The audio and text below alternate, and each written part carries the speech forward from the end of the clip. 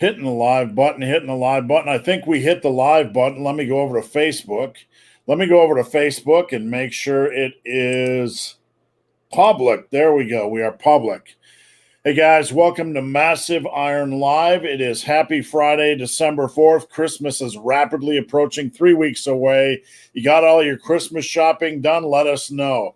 I have some of it done, I think. So we'll be on here for about 2-3 hours, depending on how chatty you guys are.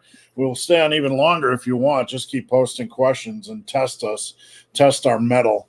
Feel free to post comments, questions on diet, training, nutrition, supplementation, and off-topic. Please post off-topic questions. We don't mind that as well. And if we miss anybody's question, it is YouTube sometimes doesn't allow us to see questions, so feel free to slide into our DMs. My DM is benthebarman@gmail.com on email, or head over to Instagram. benthebarman is my handle. So where in the world can they find this guy, and who is he? Where can they find you, and who are you, Robert? My name is Robert Chinetsky. I'm the supplement engineer. You can find me supplementengineer.com, supplement engineer YouTube, the supplement engineer on Instagram, and the supplement engineer at gmail.com for people that do emails. I tend to be more active on emails out of all forms of communication. But yeah, I eventually get to all DMs and all of that good stuff. It's just I'm old school. I tend to hang out more on forums and email than social media. Yeah, you're a machine. My email box is like a meat grinder. I can't even keep up. You ever see those ads for like the zombie games where somebody's shooting a machine gun into a sea of like 7,000 people? Yeah. That's my email box. That's why we use WhatsApp. It just sends things back and forth to each other directly. Yeah. WhatsApp is my form of communication. So, guys, before we start, get your questions posted up. We want your questions. We have a new thing called a Massive Iron Insider. Let me screen share this. And people are jumping on this like crazy. If you head over to my website, superlivingtoday.com, which is right above my head, the website address, you'll see navigation. We got some new things over here. We got the supplement engineer, which if you click on that, we actually have nutrition for fat loss PDF put together by Robert. This is an amazing, amazing PDF full of information. So if you're looking to lose fat, head over there and check this out. When I was editing it, I couldn't believe the value of what Robert put in there. Also, we have the Insider. And the Insider is like micro training. People are jumping on this. You get forum access. You get access to my app. You get access to members-only articles, members-only master classes. You get direct Q&A. I'm interacting with my insiders nearly every single day. But regarding the master classes, if you check up here in the menu, Robert and I recorded our first master class yesterday. It's on creatine. It's an hour and 12 minutes. If you are a member of the Insider, you get these for free. And these are just packed with information. Robert, how do you feel our first master class went as far as information content? I mean, it's almost like an overload. Like we go through it, but step by step and kind of break everything down to where, it's super simple to understand. But we cover everything from, how is creatine made in the body? What are the individual amino acids it's composed of? We debunk some common myths and misconceptions about it. We go in depth into all the benefits, how creatine works, what applications is it most suitable for, along with like some of those like extraneous benefits like cognitive function and all those other kind of things that you don't hear hyped about creatine as much. So it's fun, and I'm looking forward to recording our next one in the next few days. Yeah, so join the Insider. You're going to get a ton of amazing content for free. In the 72 minutes that we did this creatine masterclass, it was slam. There's no messing around. It's just tons and tons of information. It's like having one of the best guides on creatine on the internet without having to read. So who wants to do that pesky reading stuff? I got to move my dog away from my space heater. What's going on here? All right. What do we got here? Let us know where you guys are from. If your gyms are opening, I know the old COVID vaccine is starting to creep into Europe. I just saw a Robert, I just saw something come across my Facebook feed saying, I think it was on CNBC, saying, would you take a $1,500 stimulus check in exchange for getting a vaccine? So I'm not going to answer that, but I'm just telling you, we got some interesting stuff in the world of vaccines coming around. So they're bribing people to take a vaccine?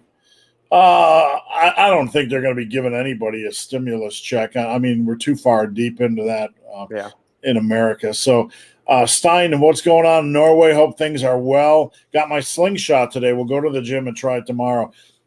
Mark Bell needs to hire me as a personal advocate or something, because I think I've sold about 1,000 of those just from word of mouth. So, Robert, we're going to throw you into the deep end of the swimming pool right out of the gate. One of my clients, Dakota, is asking if you can compare AML Dopa Rush and Control Labs Orange Brainwash. Now, before you do, I want to let you join the Massive Iron Insider. You can go over there and post questions like this to Robert every single day. It's a private forum, and only members can do this stuff. So just a heads up on that. So, Robert, what do we have here? We got AML Dopa Rush. That sounds like a nootropic. Is that correct? Yeah, these are both nootropics. They take slightly different ways to go about enhancing cognitive function, boosting productivity, getting rid of brain fog, mental fatigue, those kind of things. So AML Dopa Rush, as the name implies, is going to be centered all around optimizing dopamine. And if you head over to the Advanced Molecular Labs website, I have a full scientific review of each of the ingredients, what they do and how they kind of complement each other. And what I might do, Steve, is we can port that over to the forums as well to make that accessible to people that want to join the insiders group. But basically, it's all about enhancing the various underlying mechanisms in the body that support dopamine production. So dopamine is a neurotransmitter that's involved with mood, motivation, focus, motor control, so your ability to move and ambulate and lift weights and all that thing.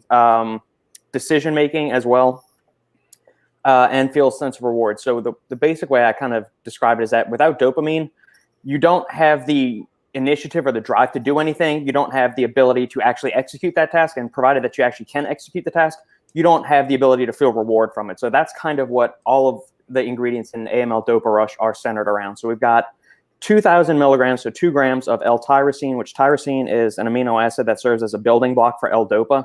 L-dopa is the direct precursor to dopamine synthesis in the body. So you've got the full research-backed dose of 2 grams of that in there. You've got 200 milligrams of caffeine anhydrous, which acts primarily as an adenosine receptor antagonist. So adenosine is a neurotransmitter in the brain that induces feelings of fatigue and lethargy. Caffeine is structurally similar to adenosine, so it docks to the adenosine receptor in the central nervous system, which prevents adenosine from binding. Thereby, that's why caffeine induces its wakefulness and alertness promoting properties. It also stimulates dopamine release in the brain too, which is kind of cool. We've also got 125 milligrams of theacrine, which is going to yield 50 milligrams of actual theacrine, which that is a chemical cousin of caffeine. So we said that caffeine binds to the adenosine receptors in the brain. It goes through orthosteric binding to it. So you have orthosteric and you have allosteric modulations of receptors in the brain. Caffeine is more akin to kicking in the front door to break into a house, whereas theacrine kind of slips in through an open window. So you've got a complementary actions there of aggressive, intense energy on the forefront or immediate energy with caffeine, and you've got smooth, sustained energy with theacrine. So it's a really, really good complement. I like those two ingredients a lot together. Personally, I would like to see a higher dose of theacrine. I like it more in the 100 to 125 range, but the 50 milligram range is kind of like that bottom threshold for efficacy. We also got 100 milligrams of mucuna, which supplies L-dopa, which, as we just mentioned, is the direct precursor to dopamine in the brain. You have garcitrin, which is a Garcinia indica extract, which provides garcinol. Garcinol, in addition to being an antioxidant and anti-inflammatory, acts as a MAOB inhibitor. Now, MAOB is the enzyme in the brain that metabolizes catecholamines like dopamine. So by inhibiting the actions of MAOB, you're going to, the mechanism is that it's going to provide longer lasting, more sustained dopamine production in the body. So longer lasting mood, motivation, energy, focus, those kind of things. And then finally, you've got black pepper extract, which is going to be piperin, which inhibits certain enzymes that metabolize drugs and other chemicals in the body. So again, we're improving bioavailability, increasing how long certain compounds are active in the GI tract, and as a result of that, how long they're going to be active in the bloodstream as well. So that's AML Dopa Rush. It's a little bit simpler panel, but it's all centered around optimizing dopamine production in the body. Controlled labs, on the other hand, here, I'll pull up the controlled labs one. I probably should have shared the AML Dopa Rush one to begin with, because I have them all both pulled up. All right. Controlled labs. So they're going for dopamine here too, because they've got 1 gram of L-tyrosine, but this one I would say is more slanted towards total cognitive enhancement. So you're going to be improving acetylcholine levels in the brain as well. So acetylcholine is the learning neurotransmitter. So it's going to improve learning, focus, memory, recall, those kind of things. And so the 3 main cholinergic promoting ingredients that we have in here are acetyl L-carnitine, which the acetyl member right here forms the backbone of acetylcholine. So we get acetyl right there. We get 2 grams of that, which is a really quality dose. It's a powerful antioxidant in the brain as well. So it helps scavenge some of those beta amyloid plaques that contribute to the progression of Alzheimer's disease. We've got 2 grams of that, which is a really, really solid dose. 1 gram of L-tyrosine, 600 milligrams of alpha GPC. So that's going to be the other component of acetylcholine right there. So alpha GPC is alpha glycerol phosphocholine. So you're going to get some phospholipids and choline here. You're going to get 300 milligrams of that. So that's going to work in tandem with acetyl L-carnitine, as well as the 200 micrograms of huperzine A here too. That's kind of like the acetylcholine pathway trifecta. So we have acetyl L-carnitine and alpha GPC providing the raw materials to build acetylcholine, and then huperzine kind of comes in on the back end and inhibits acetylcholinesterase, which is the enzyme that metabolizes acetylcholine and causes it to break down. So by inhibiting that action, it's going to provide longer lasting, stronger acetylcholine levels in the body. We have lion's mane mushroom, which is one of my favorite kind of nootropic mushrooms. It increases production of nerve growth factor, which is a protein in the brain that increases or supports the survival, repair, growth, and regeneration of neurons in the brain. L-theanine is going to be in there to promote GABA levels and kind of calm the stimulating effects of caffeine and anhydrous. So a lot of times when people take caffeine, they get a little jittery, they feel on edge, anxious. I don't have that issue, but there's enough people that do. Plus there's some research showing that when you combine caffeine in varying ratios with theanine, it keeps the stimulatory effects of caffeine there, but it kind of harnesses and refines them and makes them into a little bit more productive focus. Bacopa monnieri leaf extract right here, 150 milligrams, 50% bacosides. Bacosides are the fun little bioactive compounds in Bacopa that are shown to improve memory and recall. The thing with Bacopa is its effects aren't very acute. It's kind of like lion's mane, that you need to take it day after day to derive benefit. Now, this is a little bit on the low side. Usually you need around 300 milligrams, but again, it's something you have to take every day. So, you could take it on top of this, or you could have another supplement, just some raw Bacopa or Bacognize leaf powder.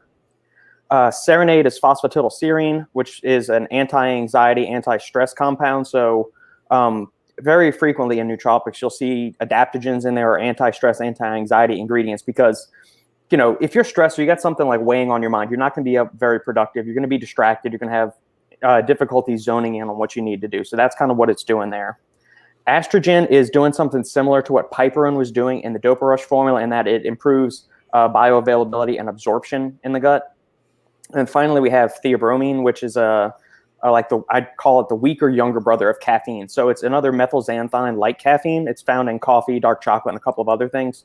And it provides kind of a smooth, longer lasting energy than caffeine, where it's like harsh and acute. And theobromine also has some vasodilatory benefits. So it expands blood vessels in the brain, which increases cerebral blood flow, which helps eliminate mental fog, increases nutrient delivery, improves mental energy, subjective feelings of mental energy, and productivity. So I have used both of these products extensively over the years. I cannot speak highly enough of them. I really like them. The flavor on Orange Brainwash, I would stick with probably the sour apple or the lemonade one. I don't like the fruit punch all that well, just for anybody tuning in there. So both of them are very powerful nootropics. With that moderate caffeine dose. One, it depends on, do you want to optimize acetylcholine or do you want to go straight for the dopamine rush? They're both equally effective, so it's kind of, you can't go wrong with either one, is how I would say it.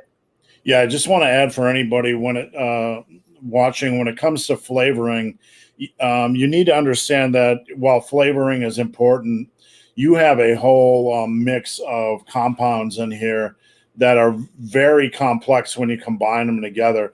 Unlike a recipe in cooking where the end goal is to make something combine and make something taste good, the end goal in a supplement formula is to make it effective, even if it tastes like a steaming pile of monkey crap. So some of the flavoring, you just need to take it to the chin, take it on the chin, so to speak. Agreed.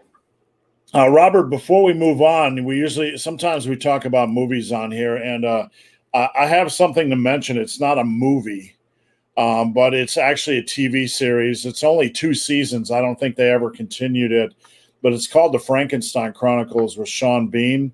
Mm-hmm. We started watching that. We're completely immersed in it, and unfortunately, it's about to end at season 2. But anybody that wants a good show, check that out. Have you seen any good movies this week? Is Frankenstein Chronicles on Netflix or Prime or? It's Netflix. Netflix. Okay, I'll have to look that up. We went back to Netflix just because of some of the programs on there are hard to beat. Agreed. This week for movies, I went back and rewatched a mafia movie.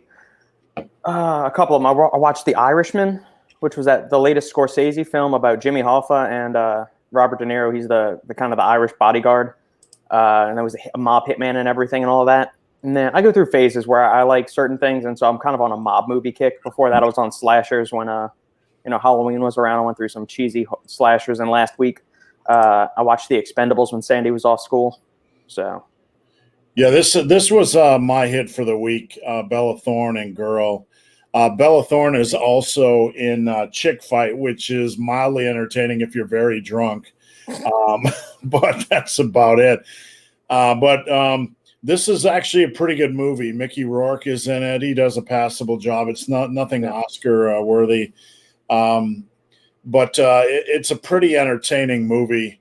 And any of you young hormone-driven men will really get a kick out of watching Bella Thorne in this flick. So there you have it. If you're bored and single, you can watch. You can even lure your girlfriend or wife into watching that. Is it like a serial killer movie or something? She's got a hatchet in her hand.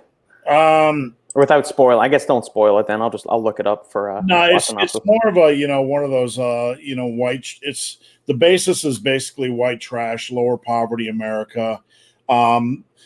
She's never seen her father. She actually goes to visit her father to kill him. Because she really despises a guy. And when she gets there, without spoiling it, she realizes that her father has been working his entire life to save money for her.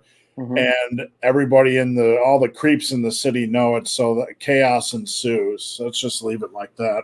Gotcha. All right, what do we got? Whoa, I almost went too far ahead. Scotty Mac, aloha. I'm excited to be getting a hexagonal, and I had to Google this because some of this stuff is way beyond my brain capacity. Hexagonal glass for Hoegaarden beer at Christmas. There you go. I have a lot. I love beer glasses. Always have a couple in the freezer. I'm not sure if you guys do much beer. If you keep your beer glasses in the freezer, Robert. Yes, we do. We've got a wide variety of all kinds of different beer glasses and whatnot that we've collected over the years, and from some of our favorite watering holes that would just give us a beer glass or something like that because we went there enough and the people got to know us and whatnot. I'm sure you have some nice whiskey glasses, some square ice cube makers, all kinds of fun stuff for your whiskey. You do your whiskey with ice or with no? Depends on what kind of mood I'm feeling. If it's like a really high class, just kind of a single malt or something, or a single barrel, I will do it just straight up. But every now and then, I most of the time, like if I'm making an old fashioned, obviously it's going to be on a giant rock, and that's what I've got. I've got 2 little silicone molds to always. They're always very full in my freezer. So, well, I usually do mine on the rocks because I'm usually drinking beers that are anywhere from 7 to 12%, and when I toss in, a 2-fingered whiskey drink, anything might happen. So yeah, I kind of water it down. Whatever that combination is, I usually wake up and the next day feeling a little bit less than stellar. So I wonder what that is. See, like there's certain liquors that give me. Bourbon is the one. Like me and bourbon are just like meant to be together because I never get a headache regardless of how much bourbon or what kind of bourbon I drink. Whereas like something like tequila red wine, and certain beers will leave me with a hangover, just feeling extremely fuzzy headed. I'm sure it's with all like the tannins and all the other like fun little bioactives and flavonols and things that are in there. I don't know. It baffles me because, like, for anybody watching, I run a lot. Like tomorrow, I got 3 hours and 45 minutes. On Sunday, I have 3 hours and 15 minutes.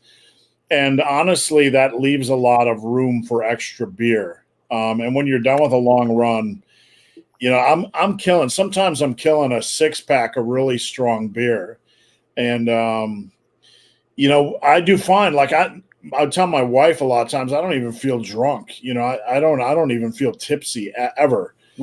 Very rarely. But when I toss in like a couple of fingers of whiskey, I start to feel a little bit sassy and my nipples start to get a little tingly. You know what I'm saying? The weird thing for me is like, I don't know what this is. I don't want to have to talk to a neurologist or somebody like a neuroscientist or something. All right. So alcohol acts as a depressant for most people, correct? Well, I mean, or it loosens up your inhibitions, and it can be a depressant. Well, for me, I'm just gonna say it's one of those from if you're in the world of addiction, I forget what they call it, but it actually works as a depressant and as a stimulant. So anyway, yeah, and that's for me. Like I get more creative and more productive. Like when I have an old fashioned sitting there, like loosens up any kind of like inhibitions that go on in my brain. Like sometimes if I've got if I'm writing whatever, sometimes I'll just hit a mental block, and you take that little bit, and it kind of like dampens like that little voice in the back of my head that's always like second guessing what I'm writing, and it allows me to just kind of like get into this flow state and just roll with stuff. It's weird. It's very I'm more productive with it sometimes than I'm not. Well, that's why there's so many artistic types that are addicted to alcohol and drugs. I mean, it's when you go to do creative works, you have like an army of midgets with axes standing in front of you, and like when you get stoned or high or have a drink, they kind of just float off into the side, and you don't think too much. The pathway is cleared. So yeah. All right, what do we got? Enough about alcohol. We might as well might as well start drinking at 11 a.m. What's going on? Redline Fitness tuning in while working. Good. Benjamin's tuning in from the UK. He's going to be watching the master class. Oh my goodness, we have a visitor. We have Mr. B. Butters. Hi, Mr. Butters. Hi, Fiona. Hello. Mr. B. Butters, Esquire. The newest addition to our home. So we have Peanut, my pit bull, and now we have Mr. Butters. We can't pick Peanut up. She's too big. Watch out, he's going to jump off. I told you. That thing looks like a ferret crawling on your shoulder, Steve. Look how cute. He's smaller than you could ever imagine. How you doing, Mr. B. Butters? Hello. Mr. B. Butters, Esquire. All right.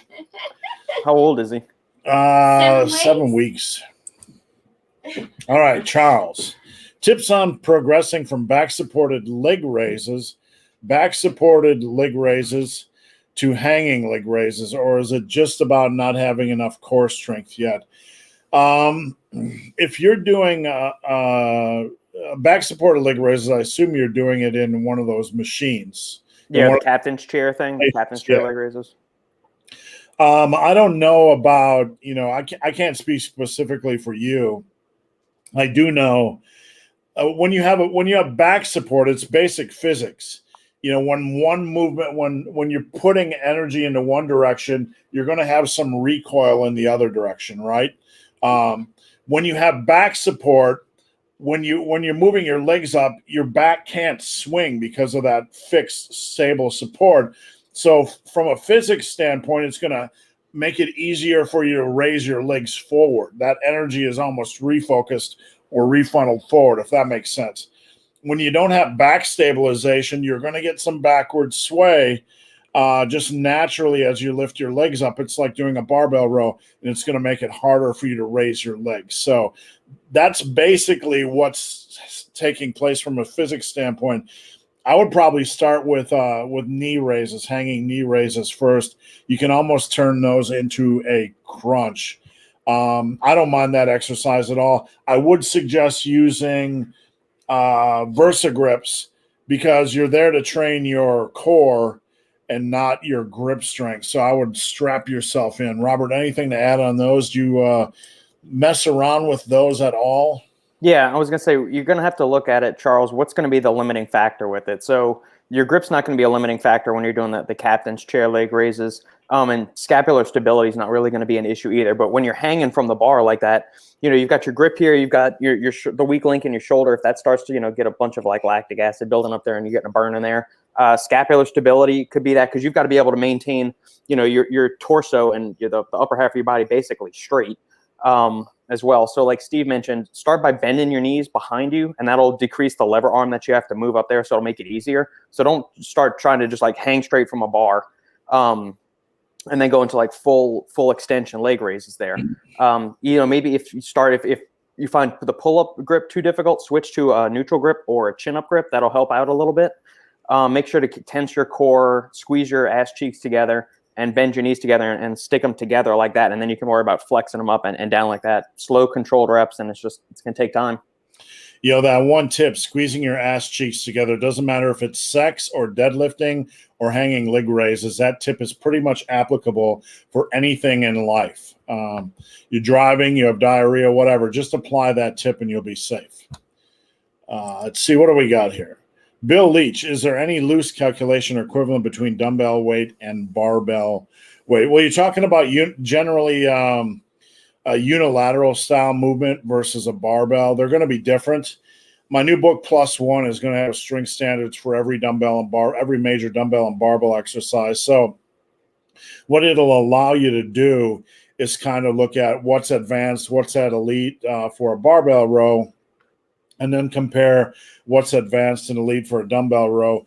And these numbers are based on hundreds of thousands, and in some cases, millions of data points from apps, people inputting their workouts. So loose calculations, it really, really, really depends on the lift. When I was doing dumbbell rows, I could do 270 by 10. When I was doing barbell rows, I could do 405 by 5.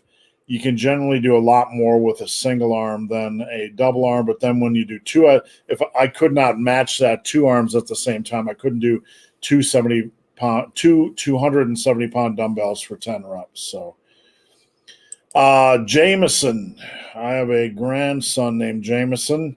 For muscle growth on days that I don't train, should I still keep my Yes. This is a question I get a lot. Keep your nutrition the same. Don't try to micromanage it. Don't try to go down or lower on off days, because a couple things going on. If you're going to lower calories and protein on an off day, that's going to kind of steal a little bit of steam for the workout coming the following day. In addition, on off days, your muscles are repairing and recovering, etc. So, Robert, anything to add to that? No, you said exactly everything. By shortchanging your calories on off days, you're impairing the recovery process, which is directly going to pay forward into limiting your ability to create overload in the following sessions. So muscle repair and growth is a 24-hour process. It's not just limited to like 1 to 3 hours after your training session is over. Yeah, I mean, when it comes to muscle growth or fat loss, the best way to look at things is like you're going to walk 1,000 miles. Don't worry about each step. Take the long picture. Try to do the same thing every single day, and don't worry about these minor steps. So absolutely keep everything the same. Stan, what's going on? Good to see you. We got Gym Rat 101 in West Chicago, Barnhill, in West Chicago, but from Barnhill, Ohio. I'm in Ohio, but I've never heard of Barnhill. I imagine, I'm going to go out on a limb here, Robert, and say that the city of Barnhill, Ohio, is about as big enough to have just a hill with a barn on it. What do you say? Do you think I'm accurate? Probably so. I'm not familiar with Barnhill, Ohio. I'm not that familiar with Ohio outside of going to the Arnold and seeing you and whatnot. So I see it not far from a Walmart Supercenter. It's almost directly south of Canton, in the middle of nowhere. So, speaking of the Arnold, Robert, did you hear that it's been postponed? Next year's Arnold's already been postponed? Yep, already been postponed. What a I shit was show. actually thinking of setting up a booth. I was going to get a small 10 by 10 and have a booth, but I don't know. With the way things are going, I don't think I'm going to invest any money in anything. I wouldn't worry about it. Most of the, like the Arnold especially, it's just like a big sweatshop of protein farts and BO and people just wanting to line up to meet their favorite Instafluencers and get free samples. It's such a shit show. It really is. I've been there enough times, and it's just the venue is too small for the size of the expo now, to where it's like you're nut to butt with everybody just walking through the steaming pile of protein farts. It's gross. Yeah, and then you got like the ILS guys, the ILS, the imaginary lat syndrome guys, who are accompanied by usually a female bodybuilder taking too much. I'm trying to say this in a polite way, taking too many PEDs. That's been in the tanning booth too long, and it sounds like she smoked cigarettes her whole life. It's usually quite. It's. Yeah. I'm not putting down that culture, but like Rich Piana and the kind of freak show culture, or the freak show that comes with some aspects of the biker community, the bodybuilding community has its own little freak show, sideshow type of things. Yeah. Again, not putting him down, but man, there's a lot of that stuff that shows up at the Arnold. Yeah. You know what? One of the fun things to do, Robert, is when you're near the crowd that's like waiting to meet Steve Cook and there's a line around the building that just snakes forever, you start throwing T-shirts into that group and just watching them, Or cans of Bang. You just throw fully loaded. Like that's what the people at BPX did. The Bang booth had all the Bang girls up there like doing their little booty dance and everything, and the DJ up there singing something. And then like once an hour, they just start chucking cans of Bang out into the audience. It's awesome.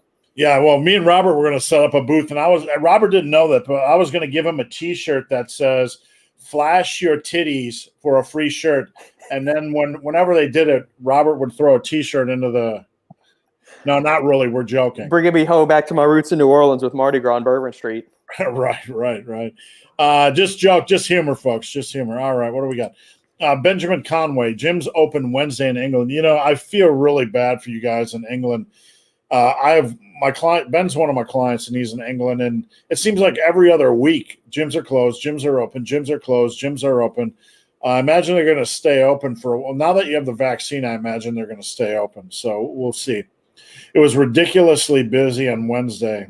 Well, now that the vaccine and, we've all been saved from this horrific virus that's not doing jack shit for anything, shouldn't the world entirely be open since the vaccine is out now? I mean, shouldn't everybody stop losing their shit and just get on with life?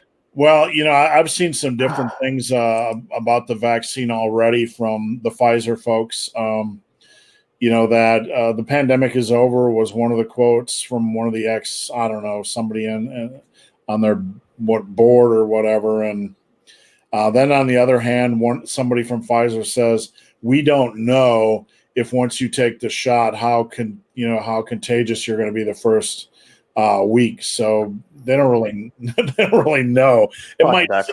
So they don't even know if it'll just kind of like help prevent you from getting COVID, but you're still contagious and can give everybody else COVID.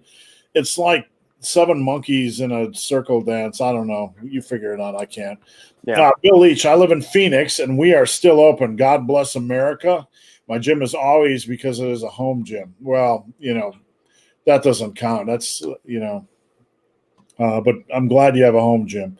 What do we got? Dungeons and Dumbbells. That's got to be the best name, at least a top 5 best name for 2020. You should really monetize that and start really seriously branding that if you haven't already.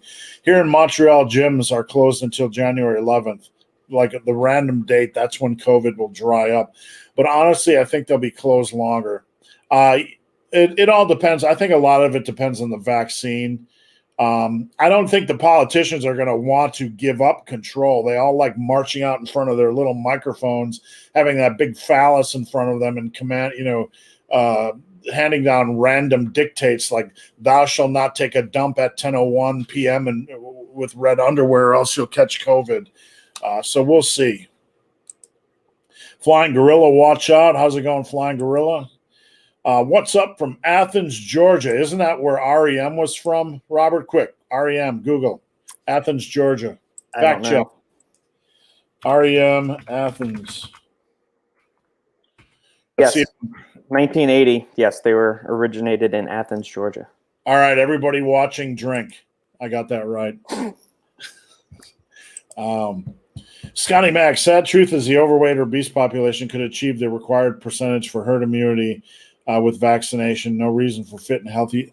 You are correct. The odds of somebody under 65 without underlying conditions, having issues from COVID is about the same of you holding a lottery ticket, winning a lottery ticket. There could be some hidden underlying condition that you have, but it's very unlikely. All right, Travis Williams. Here's a question for us older guys. Speak for yourself.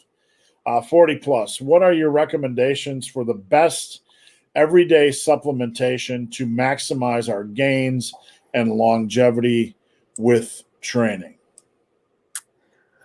Consume enough protein. So if you don't consume enough protein, get a protein powder to make sure you're hitting your 1 gram per pound a day. There's also some research. Once you start hitting 45, 50 plus, your body starts developing a little bit of anabolic resistance to protein. So it becomes less efficient at digesting and utilizing the protein you eat, which means your protein requirements go up as you get older.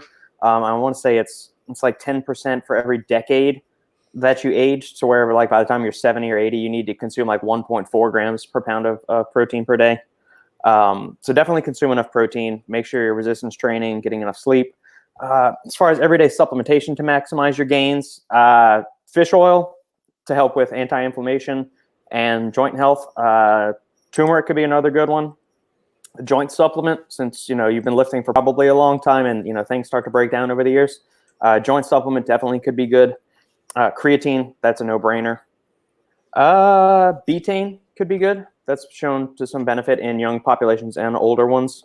Also, it helps with methylation in the body, which could be good for keeping homocysteine levels down, which that's elevated levels of that are implicated with increased risks of cardiovascular disease. Joint supplement, sleep aid.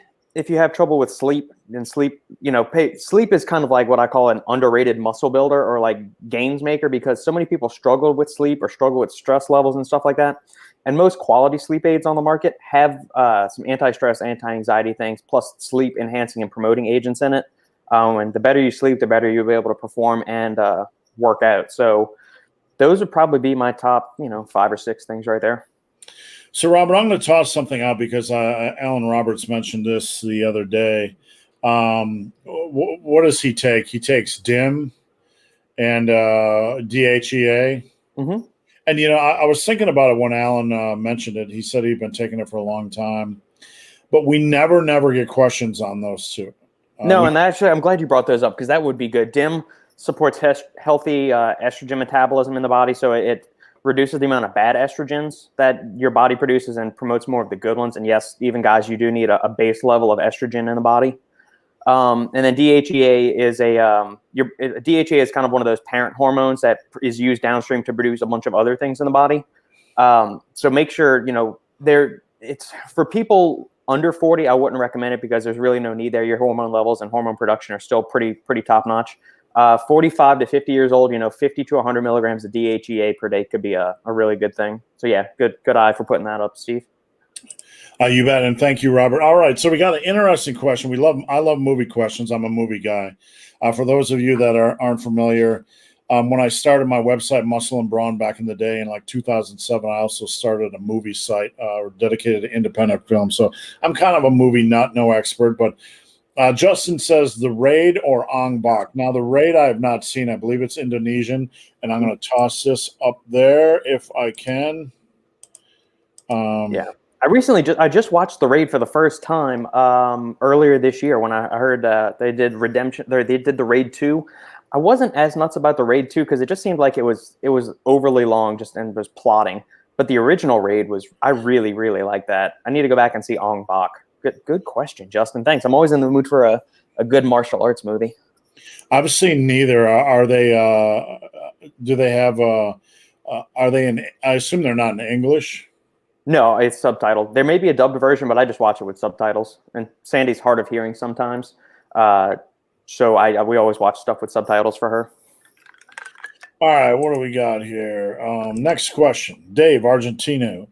I take creatine for my brain as much for my muscles. We were actually just talking about this yesterday, Dave, in our masterclass. And those tuning in late, we do have a new masterclass available up on the Super Living website. You can see the masterclass. We were talking about this while recording the masterclass. Just a reminder, anybody that signs up for the Insider gets these masterclasses for free. All right, off topic for you both. Favorite date place to take your wife? So we got a couple things going on here, Robert. We talked about creatine for brain and not just muscles yesterday. Can you touch on that a little bit? Yeah, it's been shown to improve feelings of depressive symptoms in women that didn't respond to SSRI, so selective serotonin reuptake inhibitors. Also promotes cognitive function improvements in memory and mental energy production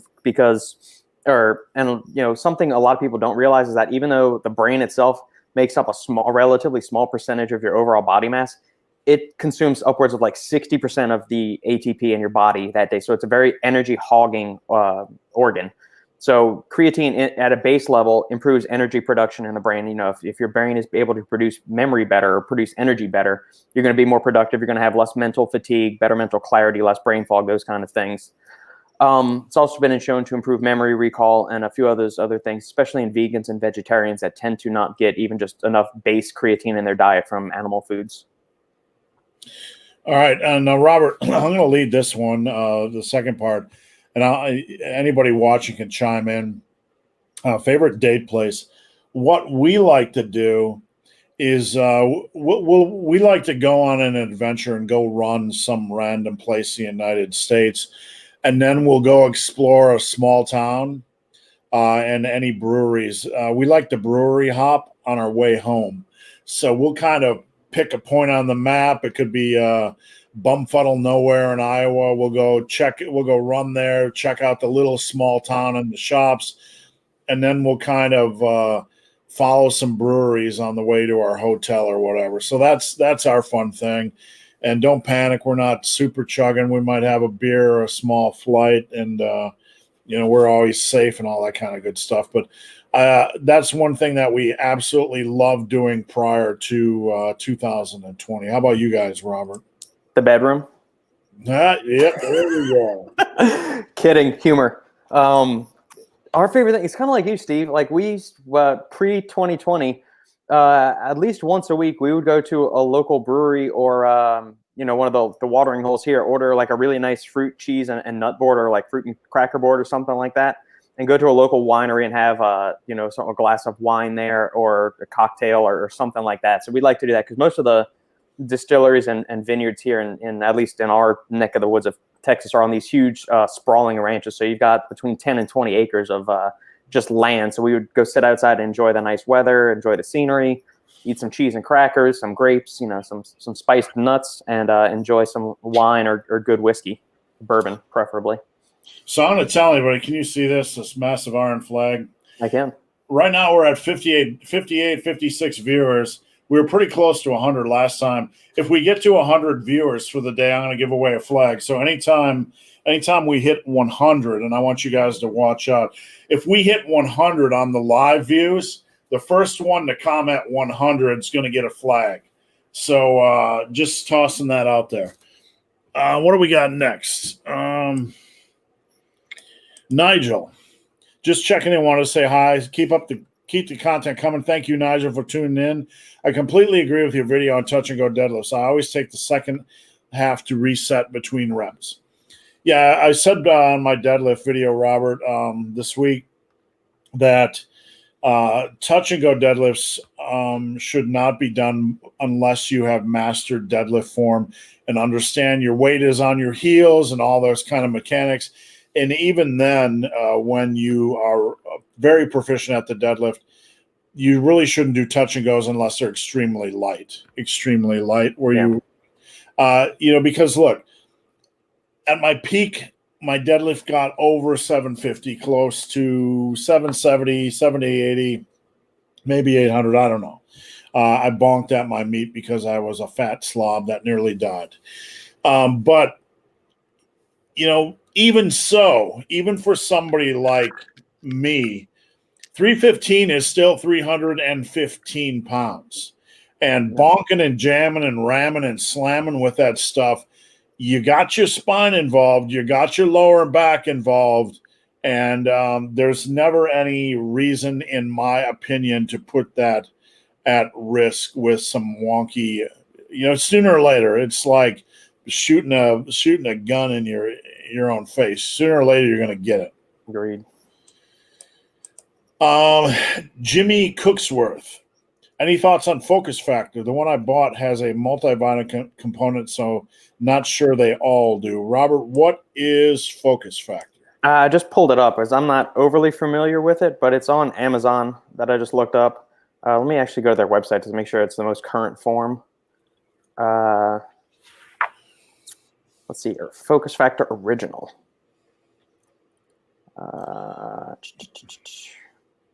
Is that the name of the company?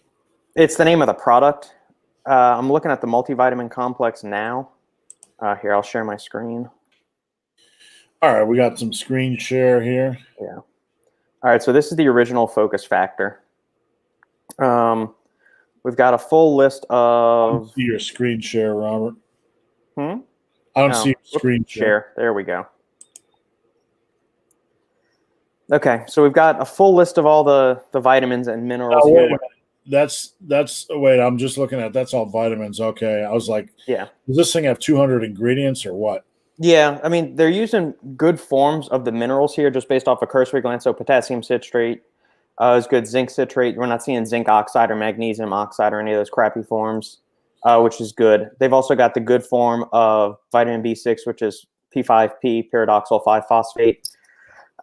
Here's where I have an issue. I would not use this as a nootropic, and I wouldn't recommend this as a nootropic to anybody because, look, we've got 640 milligram proprietary blend of 86 billion ingredients right here. So you're getting a sprinkling. All right, so the DMAE bitartrate is a metabolite of choline, so it's going to indirectly support acetylcholine production in the body since it prevents the breakdown of systemic choline, at least in the blood levels. The dose for that is 750 milligrams to 850 milligrams. That's the clinically studied dose. So right off the bat, we're getting less than that since the entire blend is 640 milligrams. You're getting bacopa ammonium extract. We don't know the standardization on it. We don't know how much. Glutamine is not going to even make its way up to your brain. It's going to get broken down in the gut tract since your epithelial cells that line the gut are going to be very hogging of glutamine. Phosphatidylserine, again, you need like 800 to 1600 milligrams of that to be effective. DHA, which you have no idea how much is being here. N-acetyl-L-tyrosine is the poor form of L-tyrosine in the body. It's not very effectively converted. Trace amounts of electrolytes. Huperzine, again, we don't know the standardization. We don't know how much we're getting here. No, as a multivitamin, sure, but as a nootropic, not even close. No, I don't recommend it. I just kind of went over to their website and I was trying to figure out what their marketing strategy was. Yeah. I land on their homepage and we got a couple of ladies, one with some fake breasts, looking at her nails, baking cookies. I'm not really... Nothing against people with good nails and fake breasts, but I'm not really sure what's going on here. It appears like it's aimed at women or maybe mothers or something. Everybody has a brand focus, so I was just surprised to see that. But the cookies look quite delightful, actually. So, Dave, nice analogy for orthosteric versus allosteric. That's a hard one to say. Yep. Stein, gym's still open where I live, but closed in other cities. Coming to a city near you. Hopefully, no more closures. On Cure, I deadlifted 5th time in my life and lifted 310 pounds on my channel at 180 and 5'9". Height earlier. Used to do body weight exercise at home. I'm just well done, but I'm going to give you a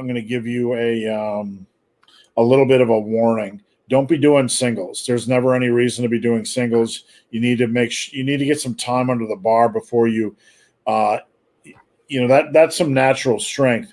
We need to get some time under the bar to understand the lift.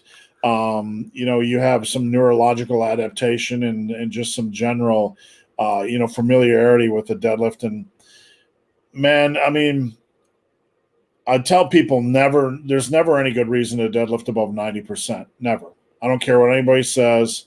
There's no need to test your deadlift unless you're doing a powerlifting competition. So I respect the strength, but just telling you, be careful. Stein, if you have high levels of cortisol, will caffeine keep the cortisol levels high? Very interesting question, Robert. I don't think we had this one before. No, we haven't. It's a really good question, Stein. Awesome. So let's look at it at a base level from a mechanistic standpoint of what caffeine can do. Yes, caffeine can raise cortisol levels, especially in people that are non-habitual users of it. So if you're somebody that is super high stress, caffeine can keep those levels high and make you feel, that's part of the reason why it can lead people to feel kind of on edge or anxious or anything, as it's due to the cortisol increase in it.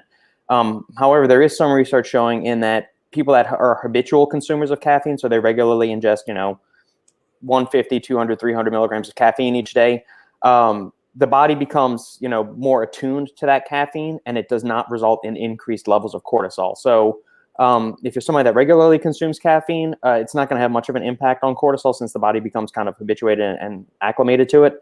If you're somebody that doesn't use a lot of caffeine and you're a high stress individual, throwing caffeine on top of that is kind of like throwing lighter fluid on a bonfire already. I mean, it's just going to make it go even higher in that sense. So. All right, thanks, Robert. I was researching a movie coming up that I've not heard of it, so I was. Hold on just 1 second. I was researching a movie coming up called The Void that somebody mentioned, so I was trying to send the link to my wife because we're always looking for something to watch that doesn't suck. And boom, done. All right, what do we got next? Jimmy Cooksworth.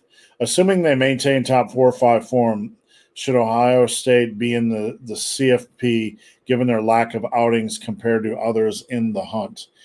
I don't know. What's their current record? I have no idea. I've taken a pass on all football for 2020 because this football season is a freaking farce. You've got games not being played, bands not being allowed into the stadiums at 25% capacity or nobody there. No tailgating on certain venues and all this other bullshit. So I'm still basking in the glow of the 2019 season. So I have not watched one iota of football this entire year, and I actually don't miss it right now. When the world gets its shit together and starts acting normal, is when I'll start watching football again. Yeah, I agree with Robert. I love baseball, and I was excited about the shortened season, 60 games. Let's get it on. We're got a battle royal. Every game matters, and I started watching it and cardboard figures and dystopia and all that kind of crap. And then baseball had deteriorated, either a home run or a strikeout. I'm like, man, things are just too weird. But here's the rankings right now. You got some teams like Bama and Notre Dame that have a full schedule. They're 9-0, 8-0. You have Clemson 8-1. And then you have OSU that's 4-0. So his question, teams that aren't playing a full schedule, should they be given should they be in the college football playoffs? I say no, and I'd like to hear what you guys have to say. I mean, my mom could go 4-0. She played like Bowling Green and Western Michigan State on a good year. So, and I'm just making up teams, but seriously, you got some teams in there like Coastal Carolina 9-0, Marshall 7-0, and then you got teams like Washington and Southern Cal 3-0. There's not. I don't know that everybody's playing this year. No, and then like the Big Ten and Pac-12 initially at the beginning of the season said, no, we're not doing football. It's not safe. Yada yada. Bullshit. Then the SEC and ACC come out and say we're playing a full season or we're going to play a conference only schedule. And then the Big Ten and Pac-12 rescinded and backed up and said, oh, well, yeah, we'll play an abbreviated schedule. We'll start, late October or some shit like that. My Badgers are 2-1. I believe they started out 2-0. They look pretty good. They destroyed Michigan, made Michigan look like a grade school team. And, they could easily be 3-0. They could easily be in the top 4 right now. But do I think they should be in there? No. You gotta, like if it was one team playing 12 and one team playing 9 or 10, I could see the discussions. But I mean, at this point, let Cincinnati and BYU in. They're undefeated. And, they have the cojones to play, so let it rip. So I'm going to give a shout-out right here. This is my beer man. He is from India, and he runs a beer store right near my house. His name is Alak Dan. And this guy loves beer. And on my Facebook profile, I just kind of stalk him to see what new stuff he's got in every single day. So anyway, what do we got? Travis Williams is chiming in and saying Frankenstein Chronicles is great. Watch Ripper Street. We'll watch it. Frankenstein Chronicles is filmed, I believe, in Ireland, and it is so immersive. The costumes and the attention to detail, just really well done. Nigel, been watching Utopia on Prime. I've heard of it. No, I watched it. How about you, Robert? I've seen advertisements for it. I have not watched it yet. Here comes Redline Fitness. If you're on a Mafia kick, recommend Donnie Brasco. It's a good one. Yeah, that's an oldie and a goodie. All right. Dave, you're going to get some bonus points here from me because the world hates Event Horizon. I am a space nut, but in that space nuttery realm, Event Horizon I find to be a really good space horror film. I like it. I've watched it dozens of times, and it never gets old for me. I don't think the average person gets it. It's like we've talked about in the past when it comes to space. If it truly is infinite, there are infinite possibilities. So there are infinite opportunities to be hellish outcomes. But The Void, Robert, this was an interesting one. And I've not seen this, and I wanted to share this with my wife. That's what I was doing before. I've not seen The Void. It's a Canadian film. Mm-mm. The Rotten Tomato, 78% of critics liked it. Only 47% of the audience liked it. So usually that means it's a little bit on the artsy side or a little bit on the not a good ending, what the hell did I just watch side. But I'm going to toss it on my watch list. Have you seen that, Robert? No, but I'm always up for a good horror movie or an intriguing one. I did just watch the latest season of American Horror Story 1984, which is kind of their homage to all the slasher movies from the 80s. And I've liked American Horror Story. It's been up and down for me.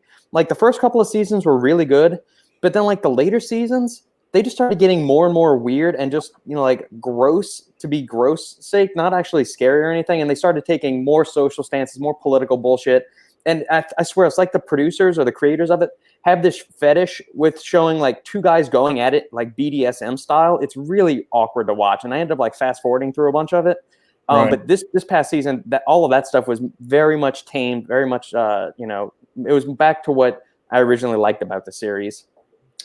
Speaking of series, and we'll move on back to lifting and supplements, Ratchet.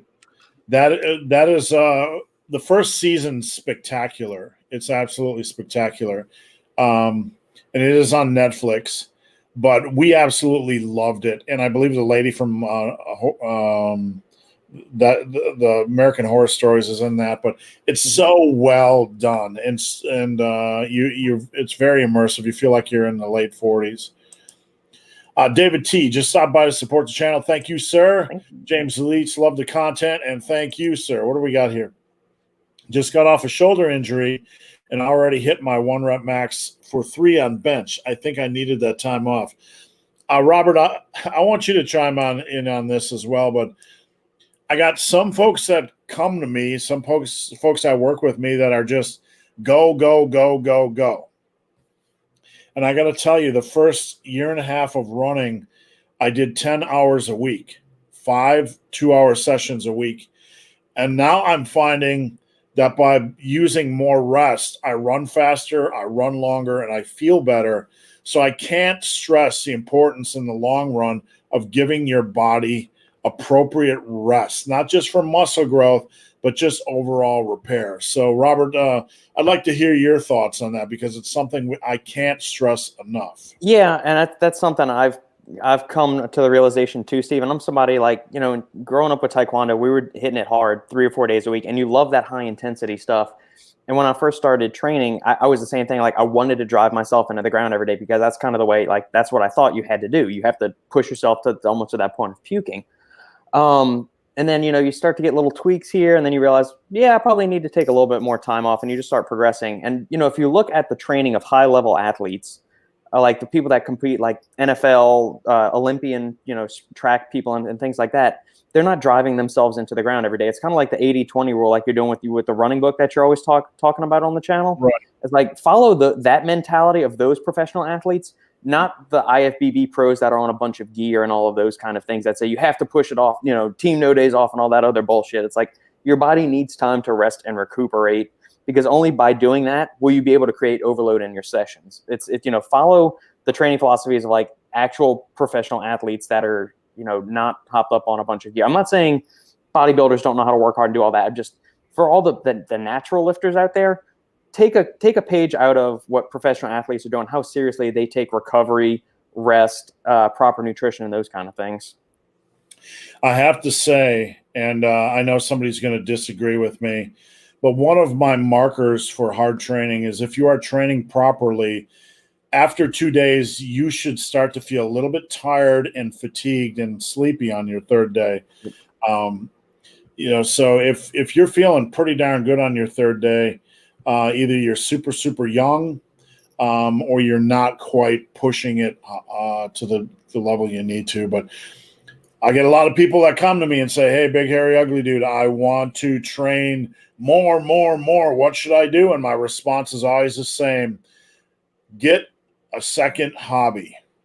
Seriously. Video games, trolling the sex, what do they call it? Sex ads on what's the thing where you go to sell your pets online and all your used underwear? Craigslist? Yeah, Craigslist. Go troll people on Craigslist. I don't know. Everybody else seems to be scamming on there. Just get a second hobby. KO Surge, is losing 30 pounds in 3 months doable? Absolutely. And somebody will say that's too fast of a rate of weight loss. You know what? Muscle memory is a real thing. Don't worry about that. If you want to get the weight off, in my opinion, get it off. I mean, it's easier just to get it off and get it over with than to stagnate and try to do it over the course of a year, slow and steady. My best advice would be to dip probably about 400 calories below maintenance the first week as a little tester. Don't starve yourself. And then from that point, once you kind of gauge what your weight loss is doing, you might want to cycle a little bit, like down 400, down 600, down 400, down 600. Or what I tell my clients a lot, set an upper and lower limit. And on strong days, go up to that upper limit. On weekdays, go on to that upper limit. On strong days, dig deep and go to the lower limit. So, but Robert, we're looking at only, what do we got? 10 pounds a month, 2.25 pounds a week. Not unusual, not impossible. Agreed. Yeah. I mean, it's going to be an aggressive fat loss phase, and you probably will deal with some hunger pangs. But just make sure you get you keep your protein nice and high. And man, if you got the mental fortitude to go after that aggressive of a fat loss goal, go for it. Yeah, my best advice would be you don't have to go to straight intermittent fasting, but my best advice would be to try to save as many calories as you can for over 5 p.m. Suck it up during the day, buttercup, and then save the calories for the end of the day. Broadside is tuning in saying, yes, I will disagree, Robert. We'll take a poll. I say no. How do you weigh in? Yes. 2-1. Yeses win. Broadside, you are victorious. David T., 47-year-old retired. My feet are up. Also enjoying the family. Well done to you. I grew up next to an individual who entered the military when he was 18. got his 20 years in, got his money, right? Got his pension. He went to work for the city, got his 25 years into the city, got out at 63 with 2 pensions. Damn. And all he did was crawl around for the last 20 years of his life in his little RV, that guy was a lot smarter than we were, I'll tell you that much. It's the life. CP, hey, yeah. What's going on, CP? Oh, broadside, here we go. From my experience, it is better to lose 2 pounds a week. I guess he was responding to the question from KO Surge, is losing 30 pounds a month doable? And then broadside said yes. So we're piecing it together. From my experience, it is better to lose 2 pounds a week the healthy, slow way by cutting carbs. I will add what I will staple to your opinion as somebody that deals with clients for a living is 80% of them are on the up and down road. They haven't quite nailed the consistency. So if somebody has the consistency nailed, then we're talking about splitting hairs, whether they should lose 1.5 pounds, 2 pounds a week. But in the real world, our main goal is to try just to get them to be consistent. And if you can get somebody to be consistent, the faster you get it over with, the better. Yep. I'm not saying anything radical. I'm not telling you to starve, but I would err a little bit on the side of a more aggressive cut and get that sucker over with faster. All right, CP, sadly, gyms are closed here in Italy. Home workouts get old real fast. They do, and I have a lot of clients that'll go out and buy the equipment, and then they're like looking at this stuff like going, I just wish I had this machine or that machine, or this is, any tips to make them fun? Good question. Rest pause work is a good way to if you're sitting there in between in sets, just staring at the walls, hating 2020, rest pause, supersets, get creative, do some fun exercises, do some stuff that's not, specifically just lifting related. And at the end of the day, when that fails, just get in and get out, make them shorter. Make it like brushing your teeth. You got to get it done. Robert, you have any advice for folks that are struggling with home workouts? Maybe change up your split. So if you've been doing a normal, change up your work. So if you're doing like a push-pull leg, switch to upper lower or switch to total body workouts. Are you progressing in your workouts? Or are you stalled? What's boring about your training? Is it the split that you're doing? Is it the exercises you're doing?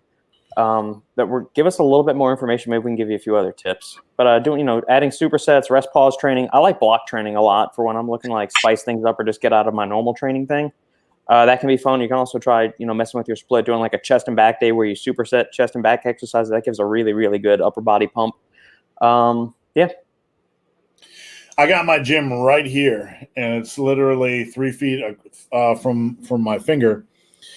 And what I do is a couple things. Number one, I put a TV in my gym. Never thought I would do that, but you know what? I'm not exactly in super building phase. It's nice to watch Ink Masters while I'm pumping out some sets or whatever.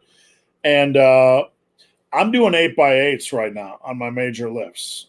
Nothing crazy, just going in, resting, getting them done. They go a little bit quicker because I'm not changing exercises every 3 sets. So are you doing the Geronda's thing where you're like reducing 10 seconds of rest each week or something like that? No, I didn't even think about Vince at all. I just like doing, when I'm bored at home, I just like doing volume. I like doing 2 exercises, 3 exercises really. I'll go and do my compound for like 8x8. And then I'll do usually a body weight exercise, like push-ups for 4 or 5 sets of as many as I can. Mm-hmm.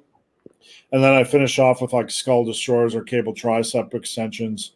Just some really simple stuff. Yeah. Broadside, solid advice on this channel. Thank you. I got to say I like it. Thank you. We appreciate that. Greg Duvier. Long-time follower and commenter. It is definitely hard to make future vacation plans with how things are going right now. You said that, man. we're trying to wrap up our 100-mile race in March, and we have tickets for our film crew that we bought like 6 months ago, and we're not even sure if they can come over from the UK. And we bought tickets to go to Wales in May, and right now we're like, I don't even know if we're going to be able to go to Wales. So I don't know about you guys, Robert, but we're traveling less, we're getting out less. Like, the world to me is this big, scary place. And like, sometimes I just go to random places and people start yelling at me. Like when I went to Walmart and they called the police. So it's like, I don't know about you guys, but with the way things are, I find myself traveling less or getting out less. How about you guys, Robert? Yeah, I'm waiting for people to get their shit together. It's like you've got all these politicians doing all the fear mongering and all this stuff, and then it comes out over Thanksgiving week that our douchewad mayor hopped a private jet and went and partied in Cabo. Meanwhile, he was on the news every night saying, no more than 6 people in your house. Don't go out. Find other ways to celebrate Thanksgiving and all this. I'm thinking, dude, you can go take a flying leap off somewhere, and I hope you smash your face into the ground because you're a biggest hypocrite. And we've seen this a pattern with the people in California, with people in New York and New Jersey. I mean, it's a farce. And I'm just wondering when the average person is going to stop living in fear and just get their shit together and say, this is bullshit. We've been hoodwinked. I don't know. I'm really over the politicians and all this. I'm not, we're not conspiracy theorists. We're not saying there's no danger. I think the underlying issue or the underlying problem with this whole year has been random rules that aren't science-based. I posted so many articles this week. There's been more suicides in Japan in a month than there were COVID deaths the entire year. And Japan's notoriously high for suicides anyway, but it's off the charts. Articles like 33% of small businesses in New Jersey are dead. 33% of small businesses in Colorado are dead. All this teen suicide is through the roof. We just had yesterday an 11-year-old kill themselves during a live classroom meeting online. It's just, and that's a radical, one-off thing. But the world we live in, that's what we've created. There's more death and destruction and poverty. And you know what, Robert? The poverty that's coming from this in third world countries and struggling countries, no one gives a fuck about. No one gives a fuck about those people, right? All they give a fuck about is if they can go round and round at their goddamn McDonald's like a little NASCAR short track race, getting their Big Macs every 2.3 hours. As long as they can stuff their pie hole and yell at their neighbor for not wearing a mask, no one gives a fuck about these people that are dying from poverty and the ramifications of what we're doing. So I'll just leave that rant out there. All lives don't matter in this world. China is open, I believe so. I mean, I've seen articles where kids are back in school and people are at concerts, but I don't know if that's just social media bullshit or reality. So, all right, David, is it fine to deadlift for someone who has scoliosis? I've had a couple clients with scoliosis, and yes, they were deadlifting. I mean, really, you got to kind of take it case by case. Are you training for powerlifting? Maybe that's not a great idea. But can deadlifts be a benefit? Yes. Should you consider some other lifts like hex bar or rack pull deadlifts? Possibly. So just be open-minded, David. I've had a couple clients with scoliosis, and work on form no matter what you do. Are there any other things they should keep in mind when strength training? Squats and deadlifts are the big thing. That I've dealt with, and I'm no expert, but just be really, really careful with form. Let the weight come to you, and on deadlifts, probably consider hex bar or rack pulls. Robert, do you have any thoughts on this? No, I would always go check with an orthopedist first, and then get clearance from that, and then progress that way. Dungeons and Dumbbell said, I actually am. Thank you very much. You're welcome. Lily has a picture of David Clark in her profile, and David Clark was a friend of mine. He was the individual that lost over 100 pounds, and he died this year, of all years, to pass away after making a dramatic body transformation and life transformation. So Lily says, CLA, are they effective in fat loss? No. I mean, you're going to find a handful of studies that show that it's effective for reducing weight in rats and maybe one or two in humans. But they've done several meta-analyses and systematic reviews, and it finds that even supplementing as high as 3.2 grams per day of CLA has no significant effect on endurance, leg fat, trunk fat, total body fat, and additionally, supplemental CLA can actually increase inflammatory markers like C-reactive protein and tumor necrosis factor, TNF-alpha, which, those things, systemic inflammation, by increasing that can also lead to a various number of other inflammatory conditions like heart disease, arthritis, metabolic syndrome, diabetes, Alzheimer's, Parkinson's. So yeah, CLA is naturally occurring in some foods like dairy and red meat, and those sources of it are fine. But supplemental CLA is a garbage supplement, and at worst, no effect. At best, it offers no benefit. At worst, it could be increasing markers of systemic inflammation in the body. So I would say avoid it at all costs. It's a scam. So Robert, Lily is a client of mine, and she also has vegan tendencies. Let's put it that way. She's run the vegan diet for a while, and it's 2020. Sometimes she's not always perfectly adherent to that lifestyle, but for her, when it comes to fat loss and supplementation. We had talked yesterday about creatine. Is there anything that she should consider? She, as a vegan and somebody that's very active as far as supplementation. Definitely B12, because that is only found in red meat or animal products. You definitely want to make sure you're getting enough B12, iron as well. Creatine would be a good choice. Maybe some L-carnitine, just because that's only found in animal products as well, and at a base level, that's going to support fat metabolism in the body. What else? How's her protein intake? Because if she's not consuming enough daily protein, vegans and vegetarians tend to not get enough leucine, just because the protein sources they eat, vegan protein sources, tend to be low in 3 of the essential amino acids: lysine, leucine, and methionine. So supplement, doing like some kind of EA supplement, may be beneficial to her if she's not getting enough whole protein or quality protein sources throughout the day. Now, Robert, I've interacted with several vegan clients, and some common issues we see is stomach issues, upset stomach, and also occasionally hair loss. Do you know of any deficiency, vitamin, mineral, or phytochemical that might contribute to hair loss with vegans, or anything in the vegan diet, any deficiencies or whatever that might contribute to stomach issues? The stomach issues, I think that would maybe be a byproduct of too much fiber in the diet. It's, we need a base level of fiber, but too much can easily cause constipation, GI distress, bloating, gassiness, upset stomach, all that kind of stuff. As far as mineral deficiencies, if you're losing your hair, that points to deficiency in one of a key vitamin or mineral. Something like biotin could be a cause there, or lack of essential amino acids is very indicative of that, as well as maybe not getting enough collagen, which is animal derived.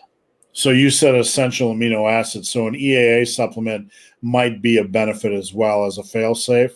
I would agree. Yeah, because it's vegan protein sources are going to be deficient in one or more of the essential amino acids, and your body cannot create those essential amino acids on its own. It must obtain them from the diet or through supplementation. So a deficiency in any one of those non-essential amino acids is going to directly impair protein synthesis in the body, which your hair, skin, nails, all of that is made of protein, including the essential amino acids. So you may want to supplement with that. Maybe get some additional glycine in there too. That's not an essential amino acid, but it's heavily involved in collagen synthesis in the body. So that's the primary structural protein, which is, again, it's going to affect skin, hair, nails, joints, ligaments, connective tissues, all of those kind of things. Thanks, Robert. Before we move forward, guys, we are at the hour and 19 minute mark. Please get your questions in. We'll stay as long as we have questions. Just want to encourage you guys to post them up, diet, training, nutrition, supplementation, off topic. And just a reminder, if you head over to my website, superlivingtoday.com, check out the menu. We have some stuff by the supplement engineer, nutrition for fat loss. We have the new Massive Iron Insider. The Insider, one of the things that it features is you have access to every PDF I've ever written, every book, Massive Iron, Muscle and Brawn, just hundreds of thousands of pages of free content and workouts. So it is and I'm adding to it every single day. All right, so Robert, we had a question about EAAs. Now we're going to transition and piggyback. Thaddeus says, I know BCAAs are mostly a scam. I would stop you there. A scam is kind of something that is created by one person to sell snake oil fast and furious before they get caught. But what is the difference between EAAs and whey? Let's rewind that a little bit, Robert, because I dislike statements put out there, BCAAs are a scam, because people that are reading it, 25% are going to walk away and say, oh, I knew it, BCAAs are a scam. Let's break this down into parts. Are BCAAs a scam?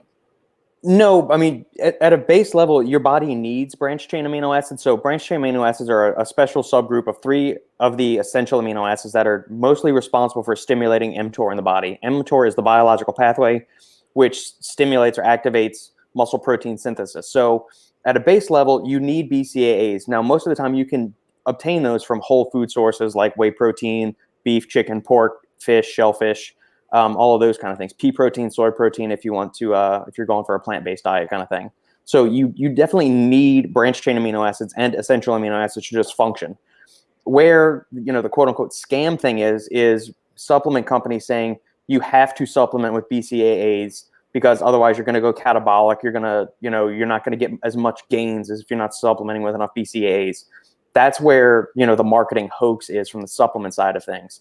But if you are somebody that's following a vegan or very vegetarian plant-heavy diet that's not getting enough BCAAs in there, especially leucine, which a lot of plant proteins like rice and hemp seed, all these other things, all these other plant proteins are really low in leucine, lysine, and methionine. Those individuals definitely could benefit from some kind of BCAA supplementation because they're not getting enough base levels of those amino acids to either fully stimulate protein synthesis, and the research is pointing to where we need somewhere between 2.5 to 3 grams of leucine at each meal to maximally stimulate mTOR in the body.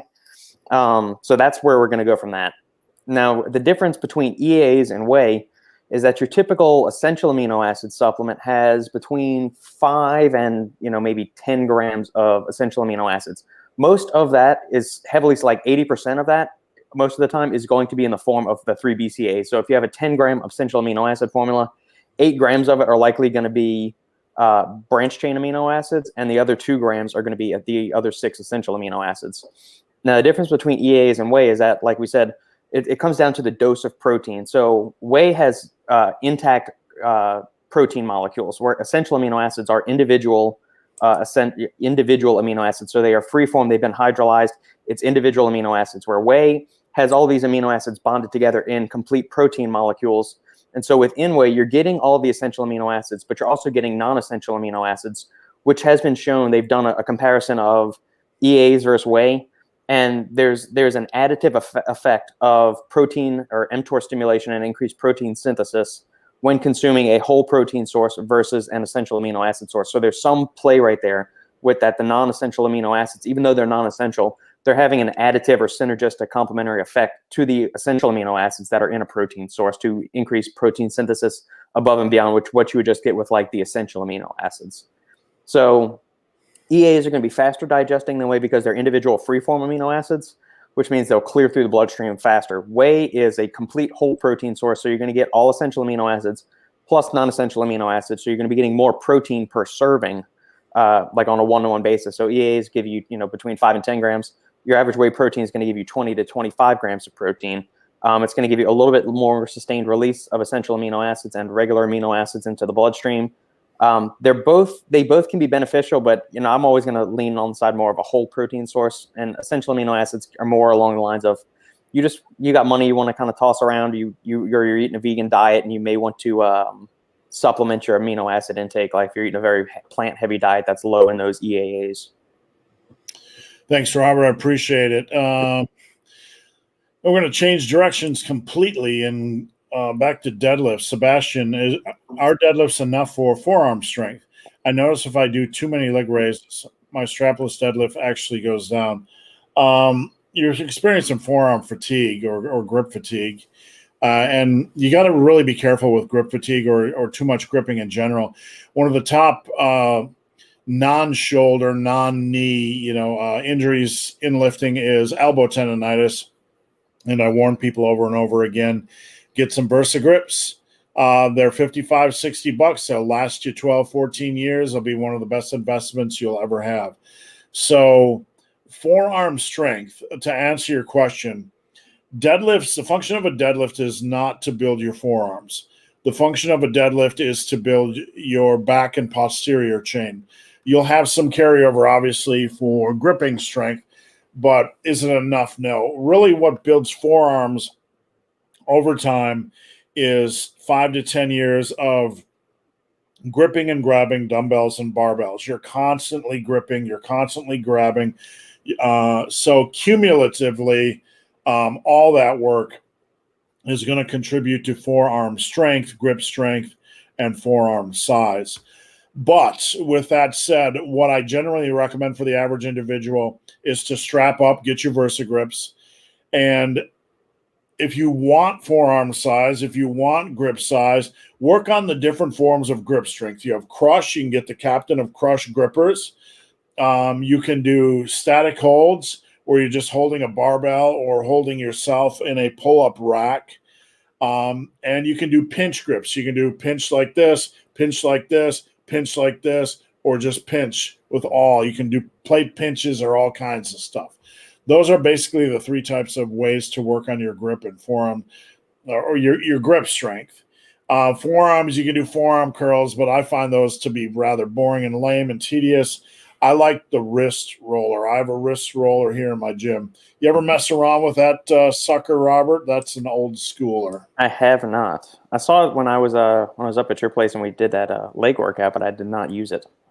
Yeah, for bang for the buck, it just provides a really good challenge for the forearms and some good pump and so on and so forth. And it's cheap. It's the little forearm curls. I feel like I should be wearing a pink dress when I do them. No offense to people that like pink dresses. It's not my thing. All right. Any supplement you could recommend for mental sharpness? You know what? When I say stuff like that, I'm just waiting for cancel culture to come cancel me. Oh my God, he said he's going to wear a pink dress when he does forearm curls. That's right. I feel like I should be wearing a pink dress. There you go. All right. Any supplement you could recommend for mental sharpness and memory? For memory, one of the best that you can do is Bacopa monieri that we discussed earlier. Bacignize is my preferred form. You can also go with the synapsin form of that. Typically around 300 milligrams a day, and you want between 45 to 55% back-aside content. If you go over to the Super Living website, any of those nootropics that are listed on that page will absolutely help with mental sharpness and memory. So there's 5 options there. Yeah, I would go with those. And just for those of you tuning in late, we haven't talked about this in a while. Let me get this up here. Under the supplement engineer tab, there is a top 3, and Robert is a supplement engineer. If you go to the top 3, you have nootropics, pre-workouts, and multivitamins up there. So you can check out those categories. All right. Is denaturized protein not assimilated properly by the body? No, it is properly assimilated by the body. I'm not sure where this we actually touched on this topic on the final scoop last Saturday when we were recording it. There seems to be this fear, and I think it's supplement companies, sowing the seeds of this deception, in that it is you can't heat your whey protein or anything like that because it's going to denature the protein and make it, somehow it's going to ruin its bioavailability. But think about it. You take a piece of fish, you take a piece of steak, you take a piece of chicken. It's raw, okay? What do you do with it? You cook it. What is cooking doing? It's cooking it to it's getting rid of the rawness out of it, so it's healthy to eat. But it's also denaturing those proteins and breaking them down. So every time you eat that, you're still going to absorb all the amino acids in it. You're going to be cooking off some of the water content, maybe killing off some of the vitamins and minerals and whatnot that's naturally in there. But no, heating up your whey protein or your protein shake, or starting it into a bowl of warm oatmeal, or dumping it into your cup of coffee, you're not going to be ruining the biological value of the protein, or impairing. You're not going to. It's not going to go from like a 25-gram scoop of whey protein down to like 5 grams of protein. It doesn't work that way. All you're doing is breaking down some of the peptide bonds, so it may digest a little bit faster. Be if anything, it would improve the assimilation in the body, since you're doing some chemical digestion there by heating it up. Thanks, Robert. We have Broadside tuning in with cheese and crackers. Yep. I had a client from Texas send me. Where is it, Robert? Where is it? I was looking for the label. I posted it. It is New Braunfels Smokehouse. Yeah, that's not too far from us, maybe about an hour south of us. He sent me all kinds of cheese and meats from that sucker, and I've been kind of enjoying those the last week, as have my pit bull. Appreciates the meat. How important is omega-6? Very important. It's one of the essential fatty acids that the body needs. So you need, omega-3s, 6, and 9s. Those are the essential fatty acids.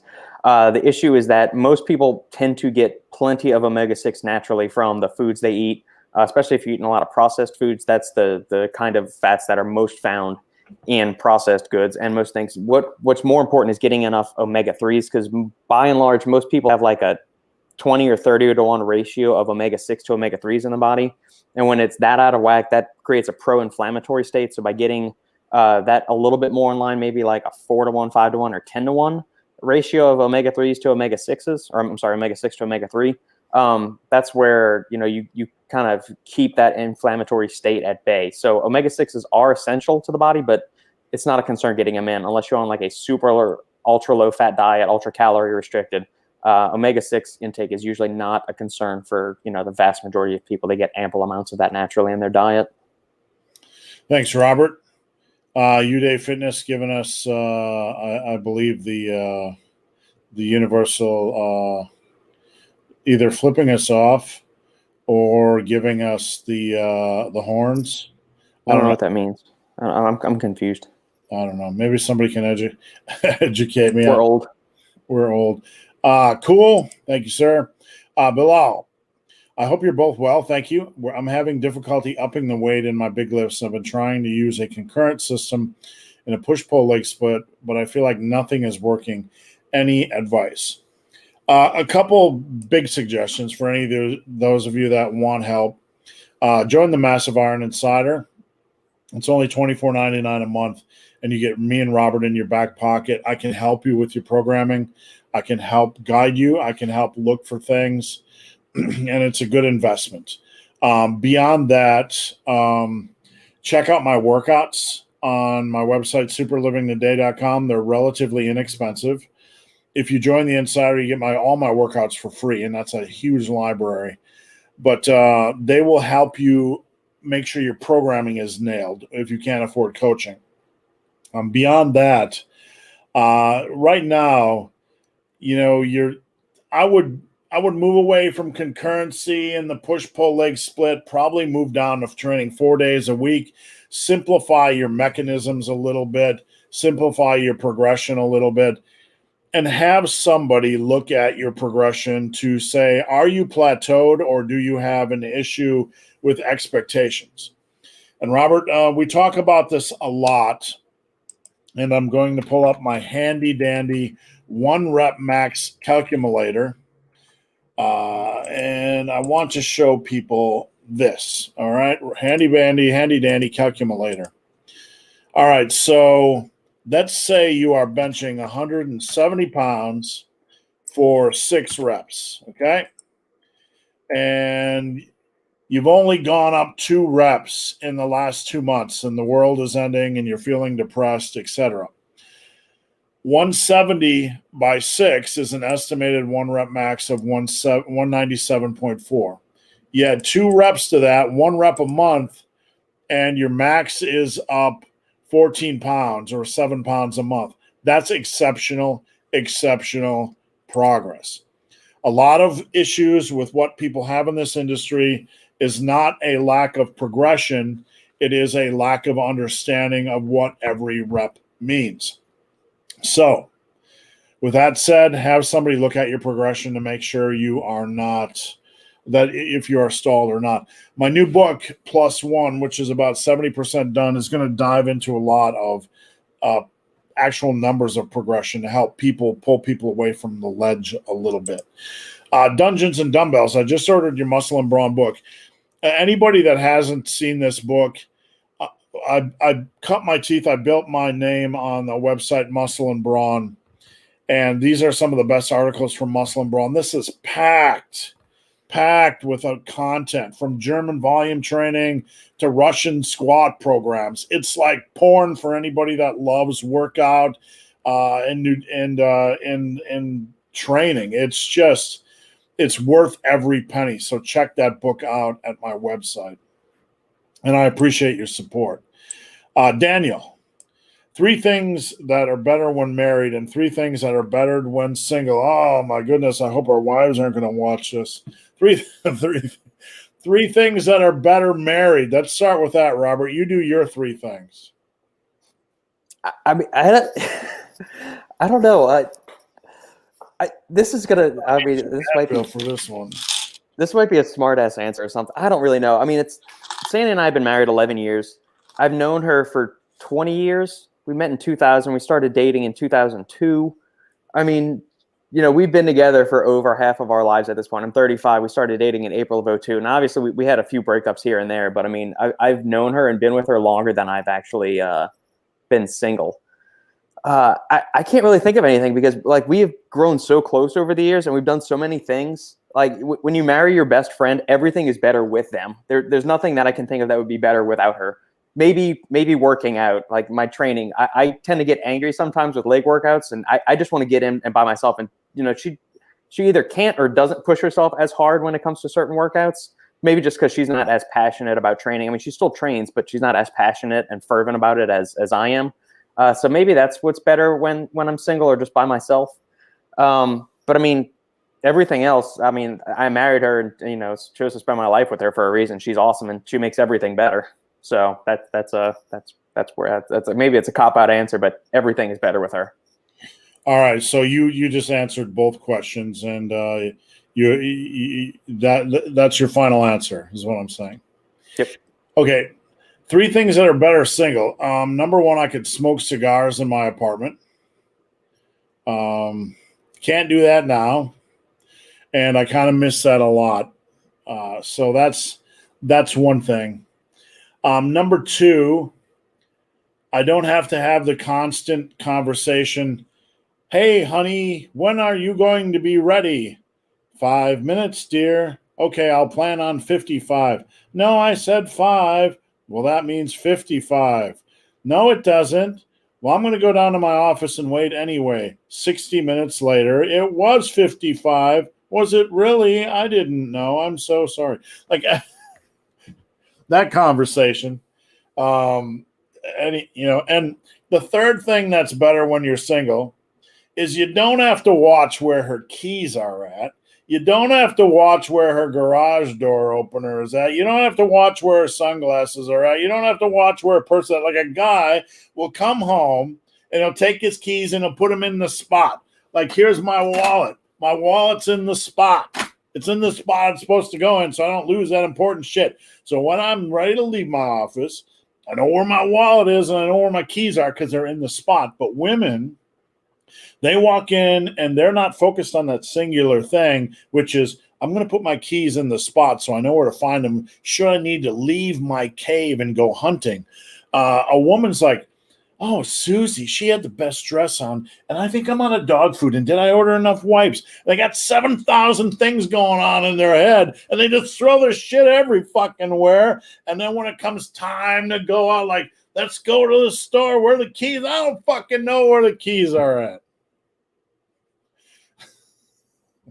Okay, I'm going to give you that point because There are many an afternoon after school. So we have one car. We got rid of our second car when we left Louisiana and moved up to Michigan because it was just me and Sandy at the time. We had no need for two cars. I was working from home. She was, going to do stuff at the University of Michigan. It's 5 years later, 5.5 years later, we still just have one car. So some of those issues we don't deal with. But like if I go pick her up from school in the afternoon and it's been like a rough day of teaching, or she had a parent teacher conference or something, when she walks in the door, it's just like you said, like hat here, scarf over there, backpack there, water bottle over there. And so I'm like, all right, let's pick up the boots, let's do this. Or like the 3-year-old will walk in and she'll say, Mama, you left a mess, go pick it up. So like we've trained our 3-year-old to not leave her shit everywhere. And so she will go and correct Sandy and say, go pick that up and go put it away or something. We don't leave a mess on the floor. So that's kind of funny. But yes, you are 100% right on that, Steve. Yeah, I mean, one of the few jobs of a man in a relationship, we think singularly. We're hunters. We focus on one thing. And women, their brains are doing 17 things at a time. You need to have your eyes on where all the important stuff is. Her credit cards, her garage door opener, her keys, her social security card, everything. You need to know exactly where that is. And when they aren't looking, you need to move it back to where it belongs to save yourselves. All right. So 3 things that are better. Wow. I will say this is a caveat if you are with the right person or you are not with the right person, because marriage is just a bond between two people. If you're with the right person, there's a lot of things that are better. And first off, I got to get my dog to stop licking its asshole right behind my left ear because that's quite distracting. So there's so many things that are better. But you know what baffles me, Robert, is when you have couples that don't do things together. They like live separate lives and they're roommates. I don't understand that at all. I don't consider that a relationship. I like grocery shopping with my wife and exploring life with my wife. And that's kind of the point of having a partner. We each need our time alone, but that to explore life and to process life, and not just through your eyes, but through the eyes of somebody else. To have a beautiful woman say, I'm going to spend my life with this dipshit, that's a pretty cool thing. When someone commits their life to you, that's a huge commitment. That's their whole life. So that's a pretty cool thing, and something more people need to take seriously. And, healthy relationships. If you're in a good, healthy relationship, you can have intelligent, quality conversations, non-judgmental, explorative. You can explore new things, new movies, new drinks, new things together. And you actually grow as a couple, and you like things as a couple, not just yourself. So, and that goes all the way to the bedroom, So a lot of good things about being in a healthy relationship. All right. Greg Duvier, thoughts on glucosamine? They can provide a very, very minor, modest improvement in joint health. I don't know if I'd recommend just using glucosamine by itself. I would look for it as a building block and a more comprehensive joint support supplement. Its effects by itself aren't worth just buying it by itself. Get a more comprehensive joint supplement. All right. Thanks, Robert. And we had talked about one of the companies you were mentioning that was releasing a good joint supplement. What's the status on that? Sandy and I just did flavor testing this week, and if anybody wants a really good laugh, go over to the Supplement Engineer YouTube channel and click on the most recent live Q&A that Sandy and I did from this past Tuesday. You get to see how horrendous. You get to actually see what happens with flavor development. So we've got the formula finalized, but now it's going to be a bitch to get this thing flavored right. I mean, it tastes like battery acid. It's super astringent. I mean, it's horrible. The taste lingered for a good 30 minutes after we tried it. So yeah, it's the flavor development is where we're stuck at right now. And if we can't get this thing flavored, we're gonna have to switch to caps or swap an ingredient or something. So I'm going to share a little insider story. Tiger Fitness, Mark Lobliner story. Those of you that know Mark Lobliner knows he's the CEO of MTS Nutrition. What you don't know is that Chad, the owner, when we were going to sample new protein flavors, they would send samples to Illinois, Mark and Katie, and they would send samples to us at Tiger Fitness, and we would all gather around and with the sample. This we would literally gather around in the office, and we would put together shakers, and we would try different flavors. And we'd literally be honest, like that tastes like ass, or that tastes like monkey ball sweat, or that's amazing. But the funny thing about Mark Lobliner is, and this is not a jab, Mark is Mark.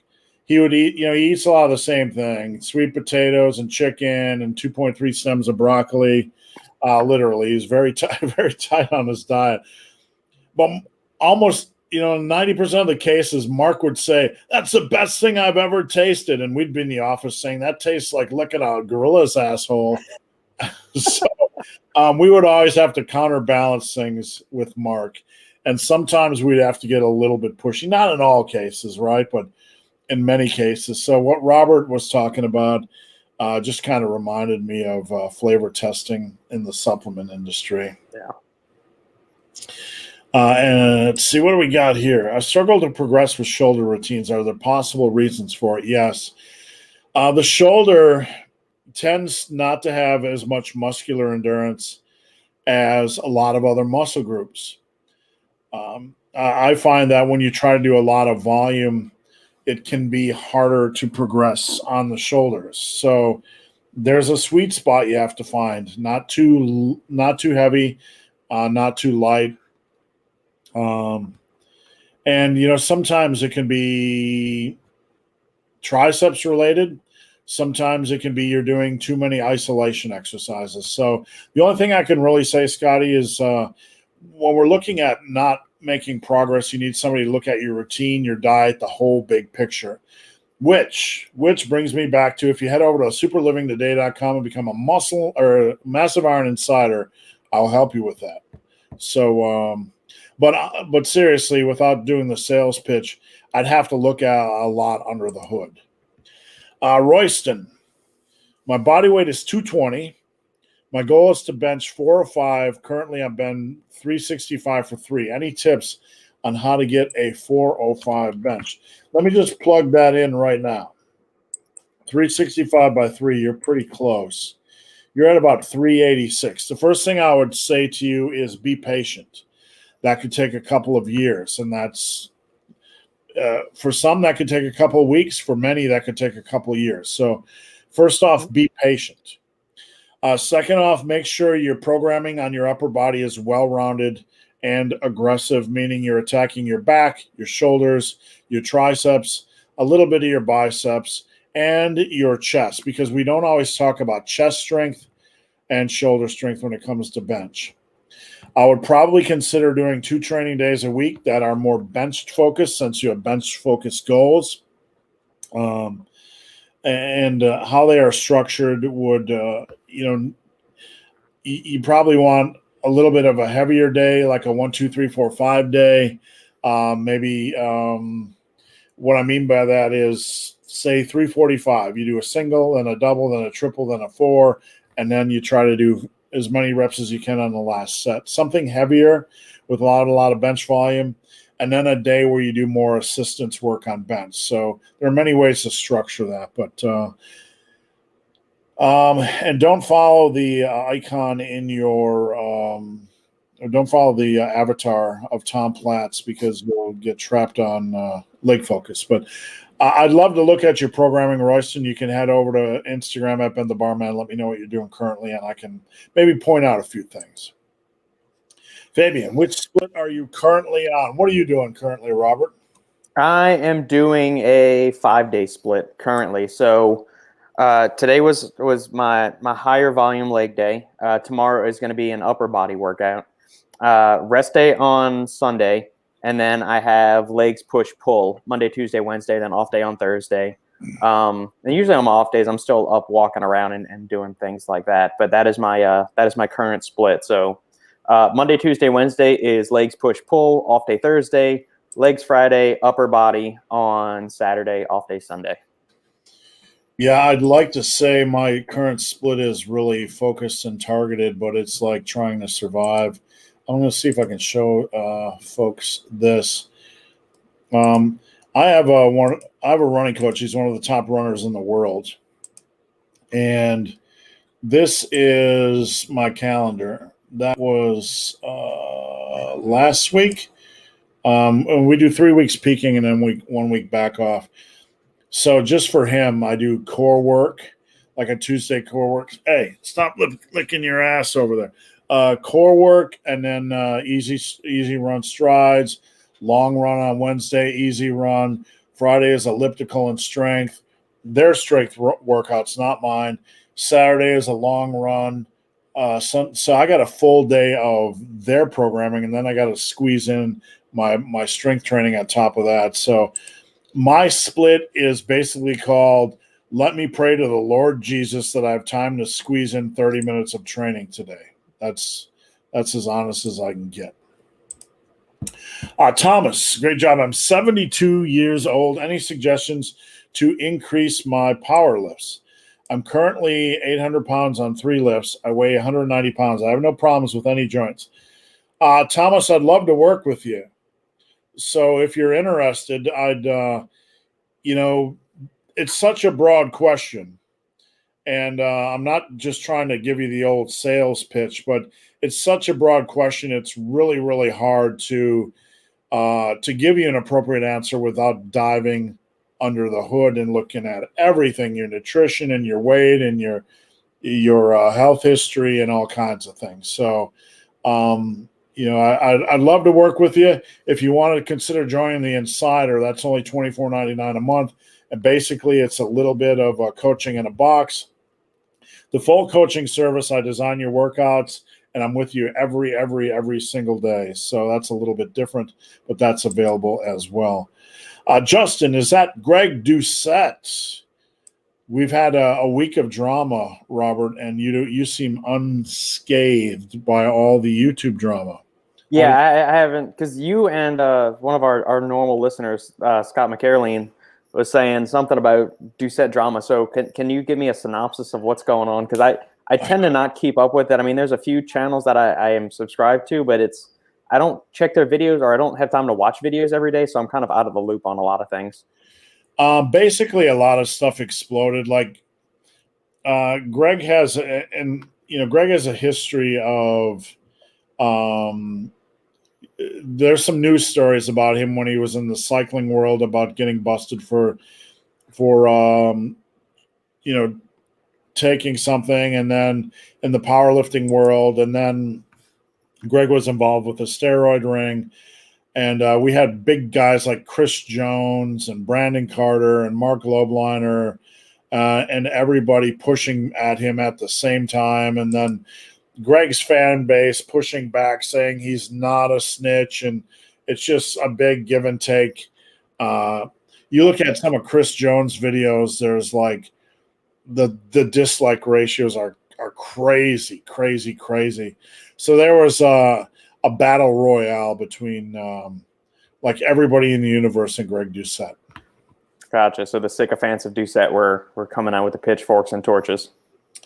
Yeah, and it went both ways. Dwight, off topic. You are in a prison. Oh my goodness. Let's close your eyes and envision this, folks. You're in a prison. I don't like that already. Yeah, the Russian gulag. Here we go. I hope it's a woman's prison. You didn't specify. So I'm in a woman's prison. How about you, Robert? Sure. Okay. Only getting soup and water. I read that as soap, because you're afraid of dropping the soap, but you only get soap and water. Should you try to keep active with some body weight squats, push-ups, or just try to not waste any kickoffs? You're pretty much dead, so it doesn't. The movie Papillon's a classic. I actually like the remake of the movie Papillon, the new one, so hate me if you will. Robert, have you seen either? Nope. It's I'm unfamiliar with it. I would, from like a physiological standpoint, I would say just at a minimum, try to keep active and do some bodyweight squats, push-ups, pull-ups, just so you maintain some muscle mass. Because, I mean, independent of nutrient intake, resistance training is going to help you keep muscle to a certain extent. I would probably just read a book and wait to die, to be honest with you. I ain't doing any exercise at that point. Plus, I'm in a women's prison, so I'd probably just start trading my overpowering sexual karma for food. There you go. That's what I would do.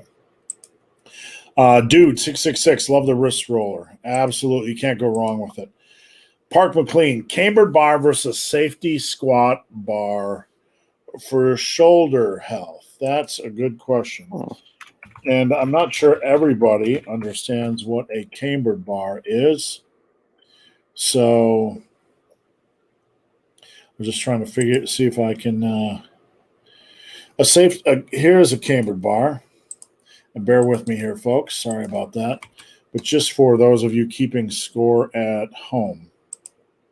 Whoops, first I got to share the screen. All right, cambered bar, right? I've used a cambered bar and I've used a safety squat bar. They kind of both lean you forward a little bit. Both of them are going to be equal for shoulder health, to be honest with you. I don't see much of a difference between a safety squat bar. You have the handles right here. And for health, both of them are equal. I don't really see any benefits one over the other. This contraption I've always hated because it's just so big and cumbersome. So have you messed with either of them, Robert? Safety squat bar, yes. That cambered bar, no. If you've got a shoulder issue, like say, because there's a comment further down, he follows up with it saying he's got a torn rotator cuff. I mean, putting the safety squat bar and getting your arms back up behind you, that's just putting additional shoulder stress. If you can just kind of have your hands hanging out in front of here, there's less shoulder irritation. I would lean more towards a safety squat bar for that way if you're dealing with a torn rotator cuff currently. Or jump on a leg press if you have that option too. Completely remove your shoulders from the equation. Jennifer Nash, I want to give a shout out to Jennifer. She is a competitive power lifter, and she is benching some serious weight well into the 200s. So I want to give her some respect where respect is due. You know, I just got to say, Jennifer, and I hope you're watching, and this is a challenge to the men that are watching. Many, many times on this channel, I talk about men or women that are doing amazing things, squatting, benching, deadlifting, weights that men, a lot of the average, males aren't doing. And, sometimes they're met with doubt. They're met with doubt, like this can't possibly be. But Jennifer, is one of those people. And Robert, I'm not sure if you saw my daughter. Mm-hmm. You're talking about Teriyaki Aki or Aaron? Yeah, Teriyaki Aki, 275 squat buried for at a body weight of 125. So impressive. Very impressive. Yeah, and I mean at a body weight of 125. So just props to Jennifer. Jennifer, what are your thoughts, experiences with bench pressing with your feet up? With feet up, the first thing, it's kind of like doing inclines or overhead presses. You don't really have your lower body braced.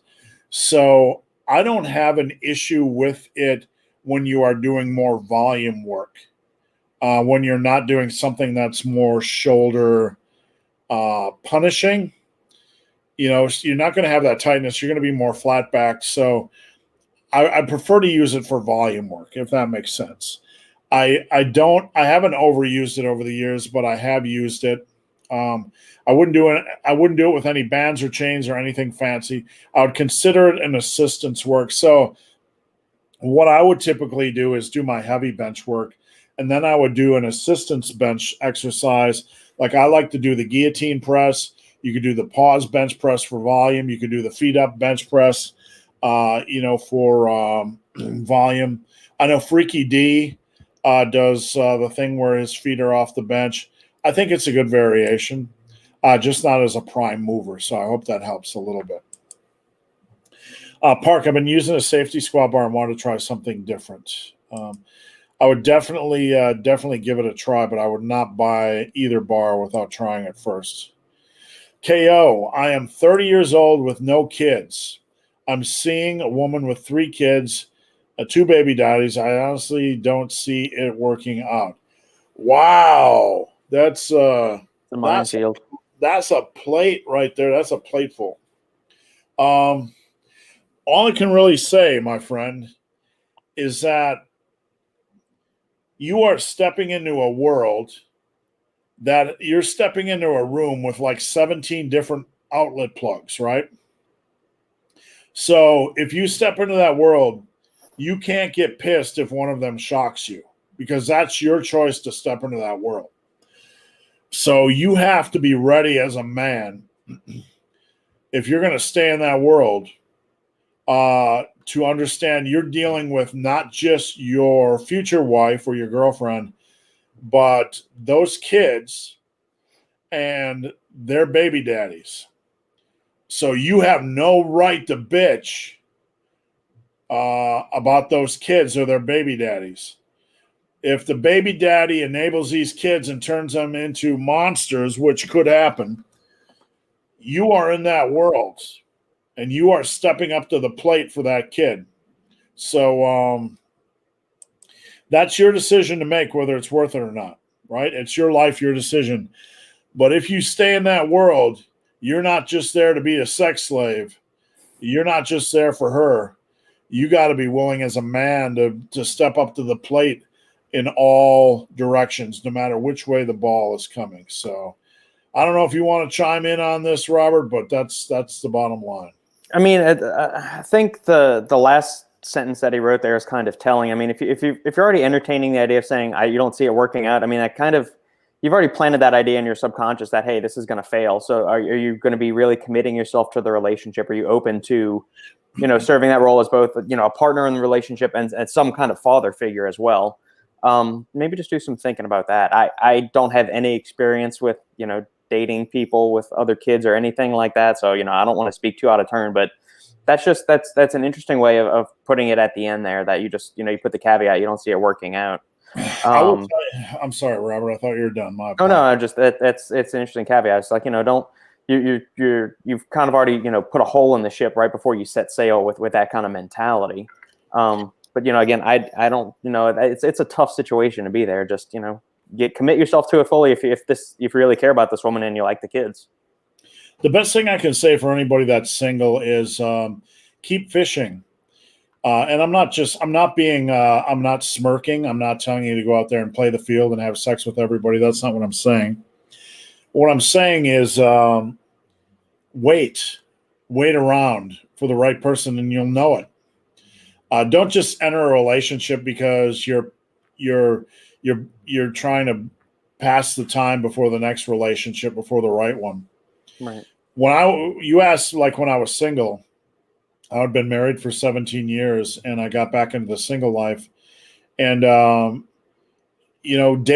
dating world, I met a lot of very nice people, but they weren't right for me. And I didn't continue to date them just because they were nice people and they weren't a serial killer. So you need your last statement. If you don't see it working out, all the kids aside and the baby daddies aside, at the end of the day, you need to do what's right for you. You need to take care of yourself, and you need to find somebody that is 100% right for you. And if not, keep marching on, soldier. And all the baby daddies, and people are going to listen to this and say, she got kids and baby daddies and she needs you and all that kind of stuff. You need to do what's right for you, right? And that's aside of the kids and the pressure of support and all this stuff. But that caveat, I don't see it working out. You should not be in that relationship right now if you don't see it working out, because you're going to go deeper and deeper, and she's going to rely on you more and more, and so are those kids. And that's not a good thing. Jari, would it be possible to see Mr. Butters live? Did earlier. He was on a little bit earlier. I forgot how soon in, probably about a half an hour, 45 minutes in. Thank you both for your time. Thank you for tuning in. We sincerely appreciate it. Best supplements for muscle growth. And before you answer that, Robert, we're at last call. We only have a few questions left. So if you want, for those of you that have been watching the entire time, don't hesitate. Pop that question now, because once we get to the end, we pull the parachute. Best supplements for muscle growth. Robert, let's lead with this. Is if you head over to superlivingtoday.com, you will see in the menu something that says Masterclass. And in the masterclass, Robert and I just put together a private masterclass video on creatine that is worth the cost. If you do not want to pay the cost for the video, become a Massive Iron Insider to get them all for free. All right, Robert, go. Creatine, number 1. Protein powder, number 2, if you are not consuming adequate protein a day. There's nothing magical about protein powder and its ability to build muscle on your body. It's just people have a struggle with consuming enough protein each day, and so protein powder is cheap, widely available, tasty, provides a convenient source to help you hit your nutrition and calorie goals for the day. Betaine, we're going to start going down the list here. Betaine anhydrous, it assists with endogenous creatine production, and it has also been shown to improve power, strength, and lean body mass gains.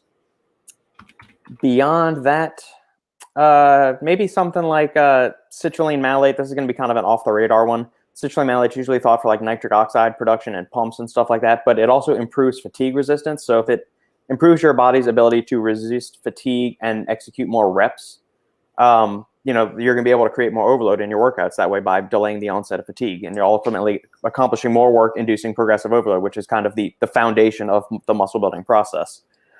Beyond that, I'm not a believer in a lot of the junk that's hawked around here. I mean, your main things are going to be creatine, betaine. You could look at something like Elevate ATP, which is an ATP boosting supplement. But again, the byproduct of it increasing lean mass gains is its ability to enhance ATP production in the body, which is going to allow you to do more work and ultimately make bigger, better gains, those kind of things. So Elevate ATP, betaine, creatine monohydrate, protein powder if you're not consuming enough protein, and then make sure you hit enough calories each day, get enough sleep. And so, you could say a sleep aid is an under the radar kind of or an indirect muscle building supplement if you're not getting enough sleep, since that kind of hinges on your ability to perform and induce overload and ultimately recover effectively. Yeah, I just got to say regarding sleep, it's something, it's almost to the point when you see it in a tips article, like 7 tips for better performance. You're like, get more sleep. Everyone's like, oh, eyes roll. Okay, get more sleep. I get it. But I'm amazed at how many people actually have bad sleep hygiene. This is something Robert and I have discussed ad nauseum. Yep. But you have to take sleep hygiene seriously. Robert, I don't know about you guys, but like when we go to bed, the first thing I do when I don't have a specific time I go to bed each night, but I will look at my phone, see what time it is, and make sure that when my head hits the pillow, I have at least 8 hours and 45 minutes before I wake up. And I have the luxury of working at home, which means sometimes I get up at 6:30, sometimes I get up at 8. Very rarely that late. But what kind of hygiene or sleep habits do you guys keep? You have a child, so obviously that's different. Yeah, but it's not that much different. So she goes down to bed. So our normal routine is like, we pick her up from the daycare anytime between 5 and 6, depending on the day. Like if Sandy and I want to come out and hang out at home or have a glass of wine on the back porch or an old fashioned or cocktail, or if she's working late tutoring kids or something like that. So sometime between 5 or 6, we pick up the halfling from daycare, get her home, feed her, bathe her, and Sandy might be working on some math stuff, or I'll be working while Sandy's done. We kind of give and take there.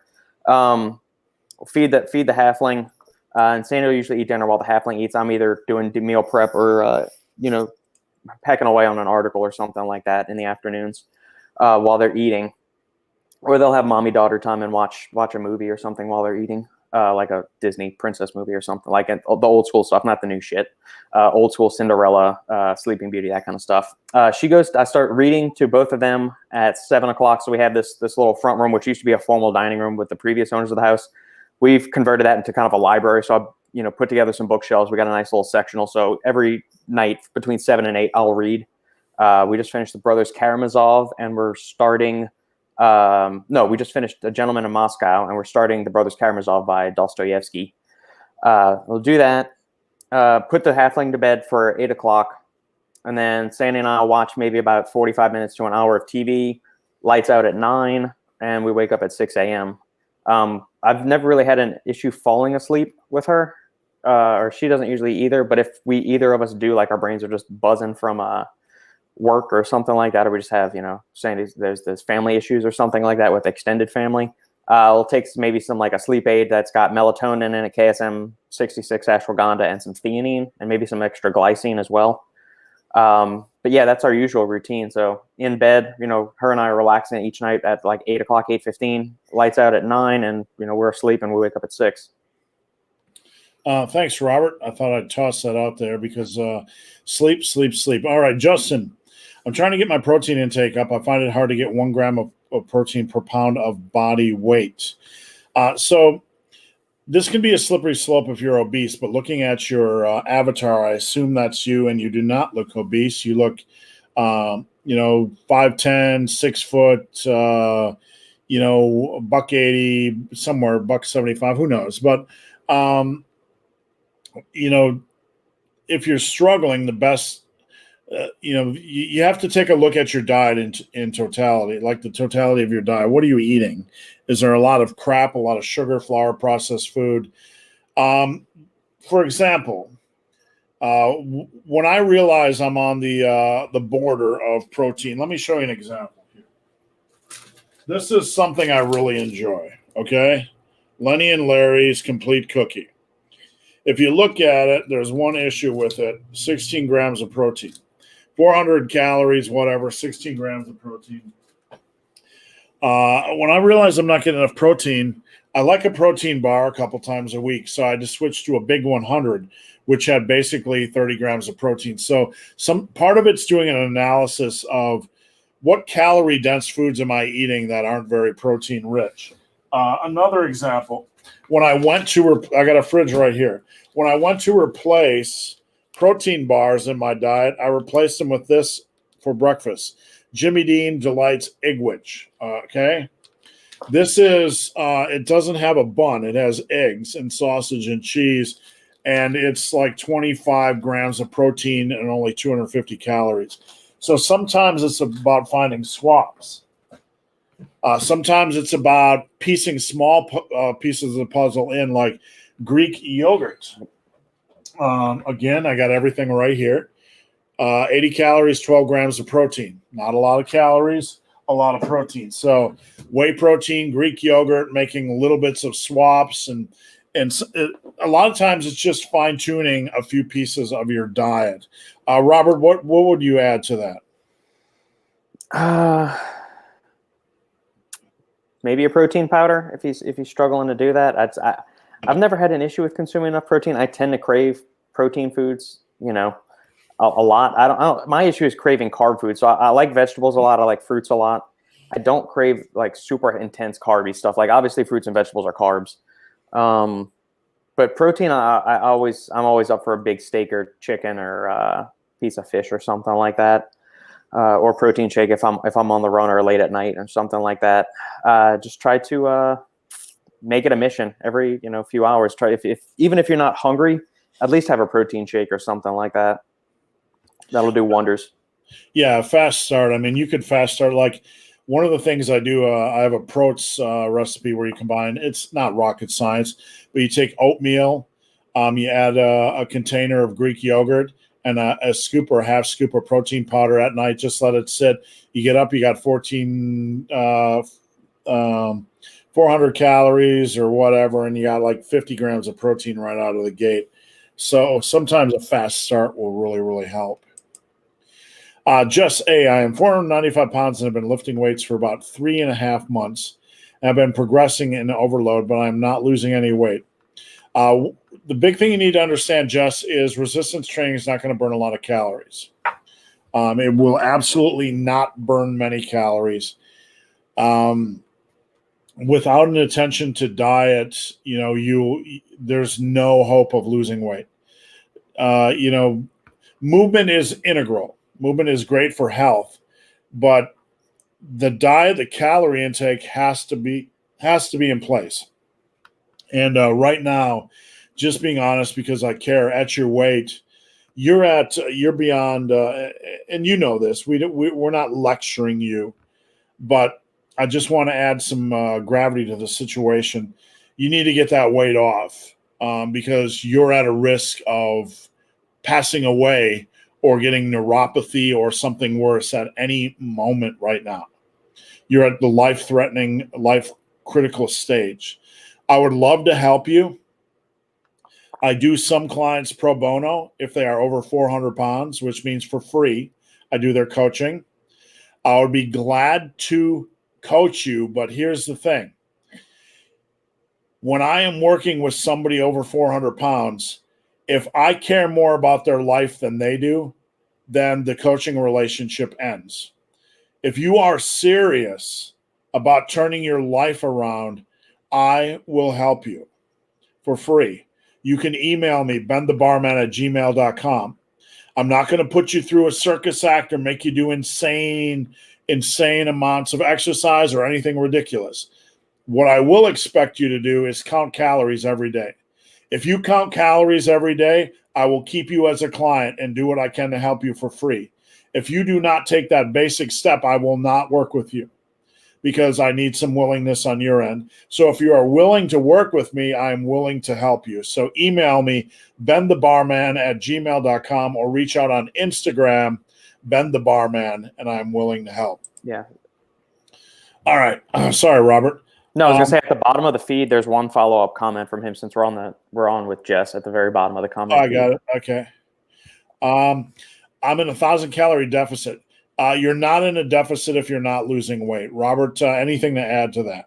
No, I mean, how meticulously are you tracking your calories? Are there sources of hidden calories in there? I got to believe if you're if you say you're in 1,000-calorie deficit, but you're not losing any weight, then by definition you're not in a deficit. You might be eating 1,000 calories less than you used to, but it doesn't necessarily mean you're in a deficit. Here's the issue that I think, and I'm guessing what Jess might be dealing with. And it's called MyFitnessPal or some app that's telling you weigh 495 pounds. This is your BMR. This is what you're burning from exercise. This is what you should be eating. If I listen to my MyFitnessPal and my BMR, I would gain 100 pounds a year. So I'm guessing there might be some app play in here or a calculator that's guessing your BMR. And I'm not picking on you, Jess. I'm just saying you're not in a calorie deficit. However you're calculating it is probably giving you bad information. BKS Gaming, do you both have a recommended or preferred body fat percentage range? For the average individual, no more than 20 to 22%. For older men tend not to, older women tend to like sturdier men. It's just a reality, and you'll find that as you age. But probably cap it at, I tend to cap things at 240 pounds for men just because of obesity statistics. But generally 20 to 22%, no more than 25%. So that's about my range. Robert, anything to add to this? No, that was it, Steve. I mean, if you want to go by like some of the charts that some of the various fitness organizations put out, or like the health organizations and whatnot, like athletic range for body fat is between like 6 and 12%. Fit levels are between 13 to 16, 17. And then like the acceptable body fat percent ranges, I mean, like you're just at a baseline of overall health, is like 18 to 23, 24%. So I would say, if you're a young, healthy individual, you want to try to optimize, your body composition, the way you feel and all that, keep it, somewhere in like the 12 to 18% range is where I would ballpark it. 10%, you start getting the six pack showing, but that's, you got to be like, on point with your diet almost to an overly meticulous standpoint. Yeah. I mean, if you want to drive your body fat percentage down, it's a lot harder than people think, and usually you have to lose a lot more weight than you think. Right. But somebody's going to come back and say 18 or 20, 22, 25% is not healthy. It depends on the individual, but I'm basing this off longevity statistics and overall body weight. And not everybody has the same goals. Not everybody wants to be 18%. Yep.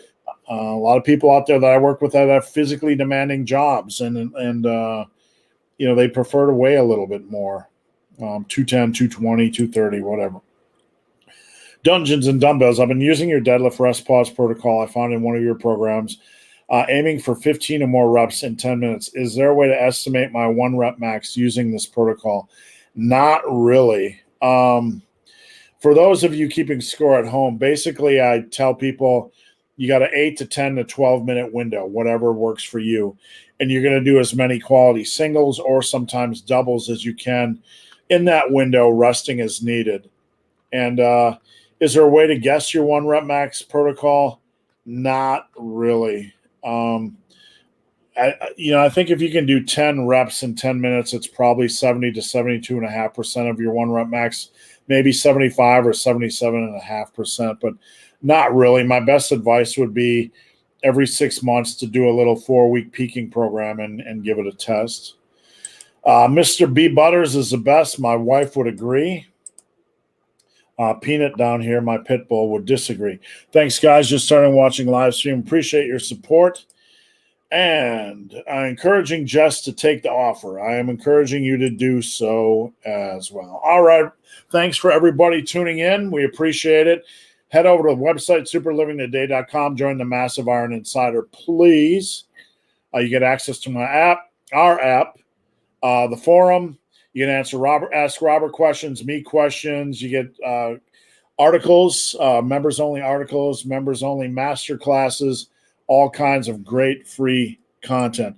Dexter, is anybody seeing my comment? This is the first comment I've seen by you today, Dexter. I posted twice. Definitely not skipping you. I will say when I post on Robert's lives, I never see Robert. So, I apologize for that.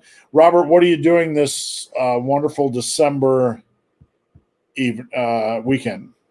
Tomorrow we're heading to so I've got my normal thing where we'll wake up in the morning. I'll go on usually an hour or 2-hour walk with the halfling in the little green belt back by our house. Cook breakfast, do our upper body workout. Then I've got to record the Final Scoop podcast at 1:00 over on the Supplement Engineer YouTube channel. So if you want to hear us banter about all things supplements and get inside the supplement industry, head over to Supplement Engineer YouTube at 1 p.m. Central Standard Time tomorrow to tune in for the live feed. All comments, questions, queries, quips, and smart Alice remarks are welcome, of course, just like here on the Friday lives. After that, we are heading out to Iron Wolf Distillery. And we're also we did one of those adopt a family things where you pull the little gift things off the tree and you buy gifts to a family in need. So we're going to be dropping the gifts off for that and hanging out, enjoying some live music, some good cocktails, and the fire pit they have out there. And then Sunday is kind of more or less the same. Relaxation day and enjoying some time with the family and finishing putting up our Christmas decorations. We did the tree last weekend, and we're going to do the outside lights this weekend. So, Robert, you do a live video every Wednesday. For anybody that likes Robert's tasty nuggets of joyousness, what time is that, and what's the YouTube channel? That is Wednesdays at 4:30. So you get to see me and my bubbly, exuberant, over-the-top wife, Sandy. That's every Wednesday, 4:30 p.m. Central Standard Time, 5:30 p.m. Eastern Standard Time on the Supplement Engineer YouTube channel. And we're going to be doing another masterclass this week. I believe we're going to do muscle building nutrition. Is that correct? Correct. Everything and anything you need to know about muscle building nutrition, from calorie intake, what purpose do carbohydrates serve, protein serve, fat serve, how much you need to eat, what's a good calorie surplus, how to track things, all these tasty golden nuggets of joy and wisdom for building muscle. We'll talk about a little bit about bulking, main gaining, you name it. I'm going to leave you with a little bit of a story, Robert, and then we'll jump off. Yesterday, I went trail running next to my house, and there was probably an 80-year-old gentleman out there with 2 off-leash dogs. And the dogs see me coming, and they're running at me, jumping on me. And I get pretty pissed because I really hate dog owners who leave their dogs off-leash on public trails. Yeah. But my wife comes back, and she passes me. We're doing a loop. We're doing a thing, right? And she comes by me, and the dogs start chasing after her and jumping on her.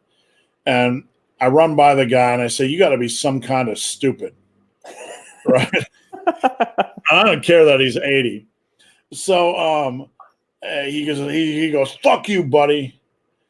And this guy was full of piss and vinegar, right?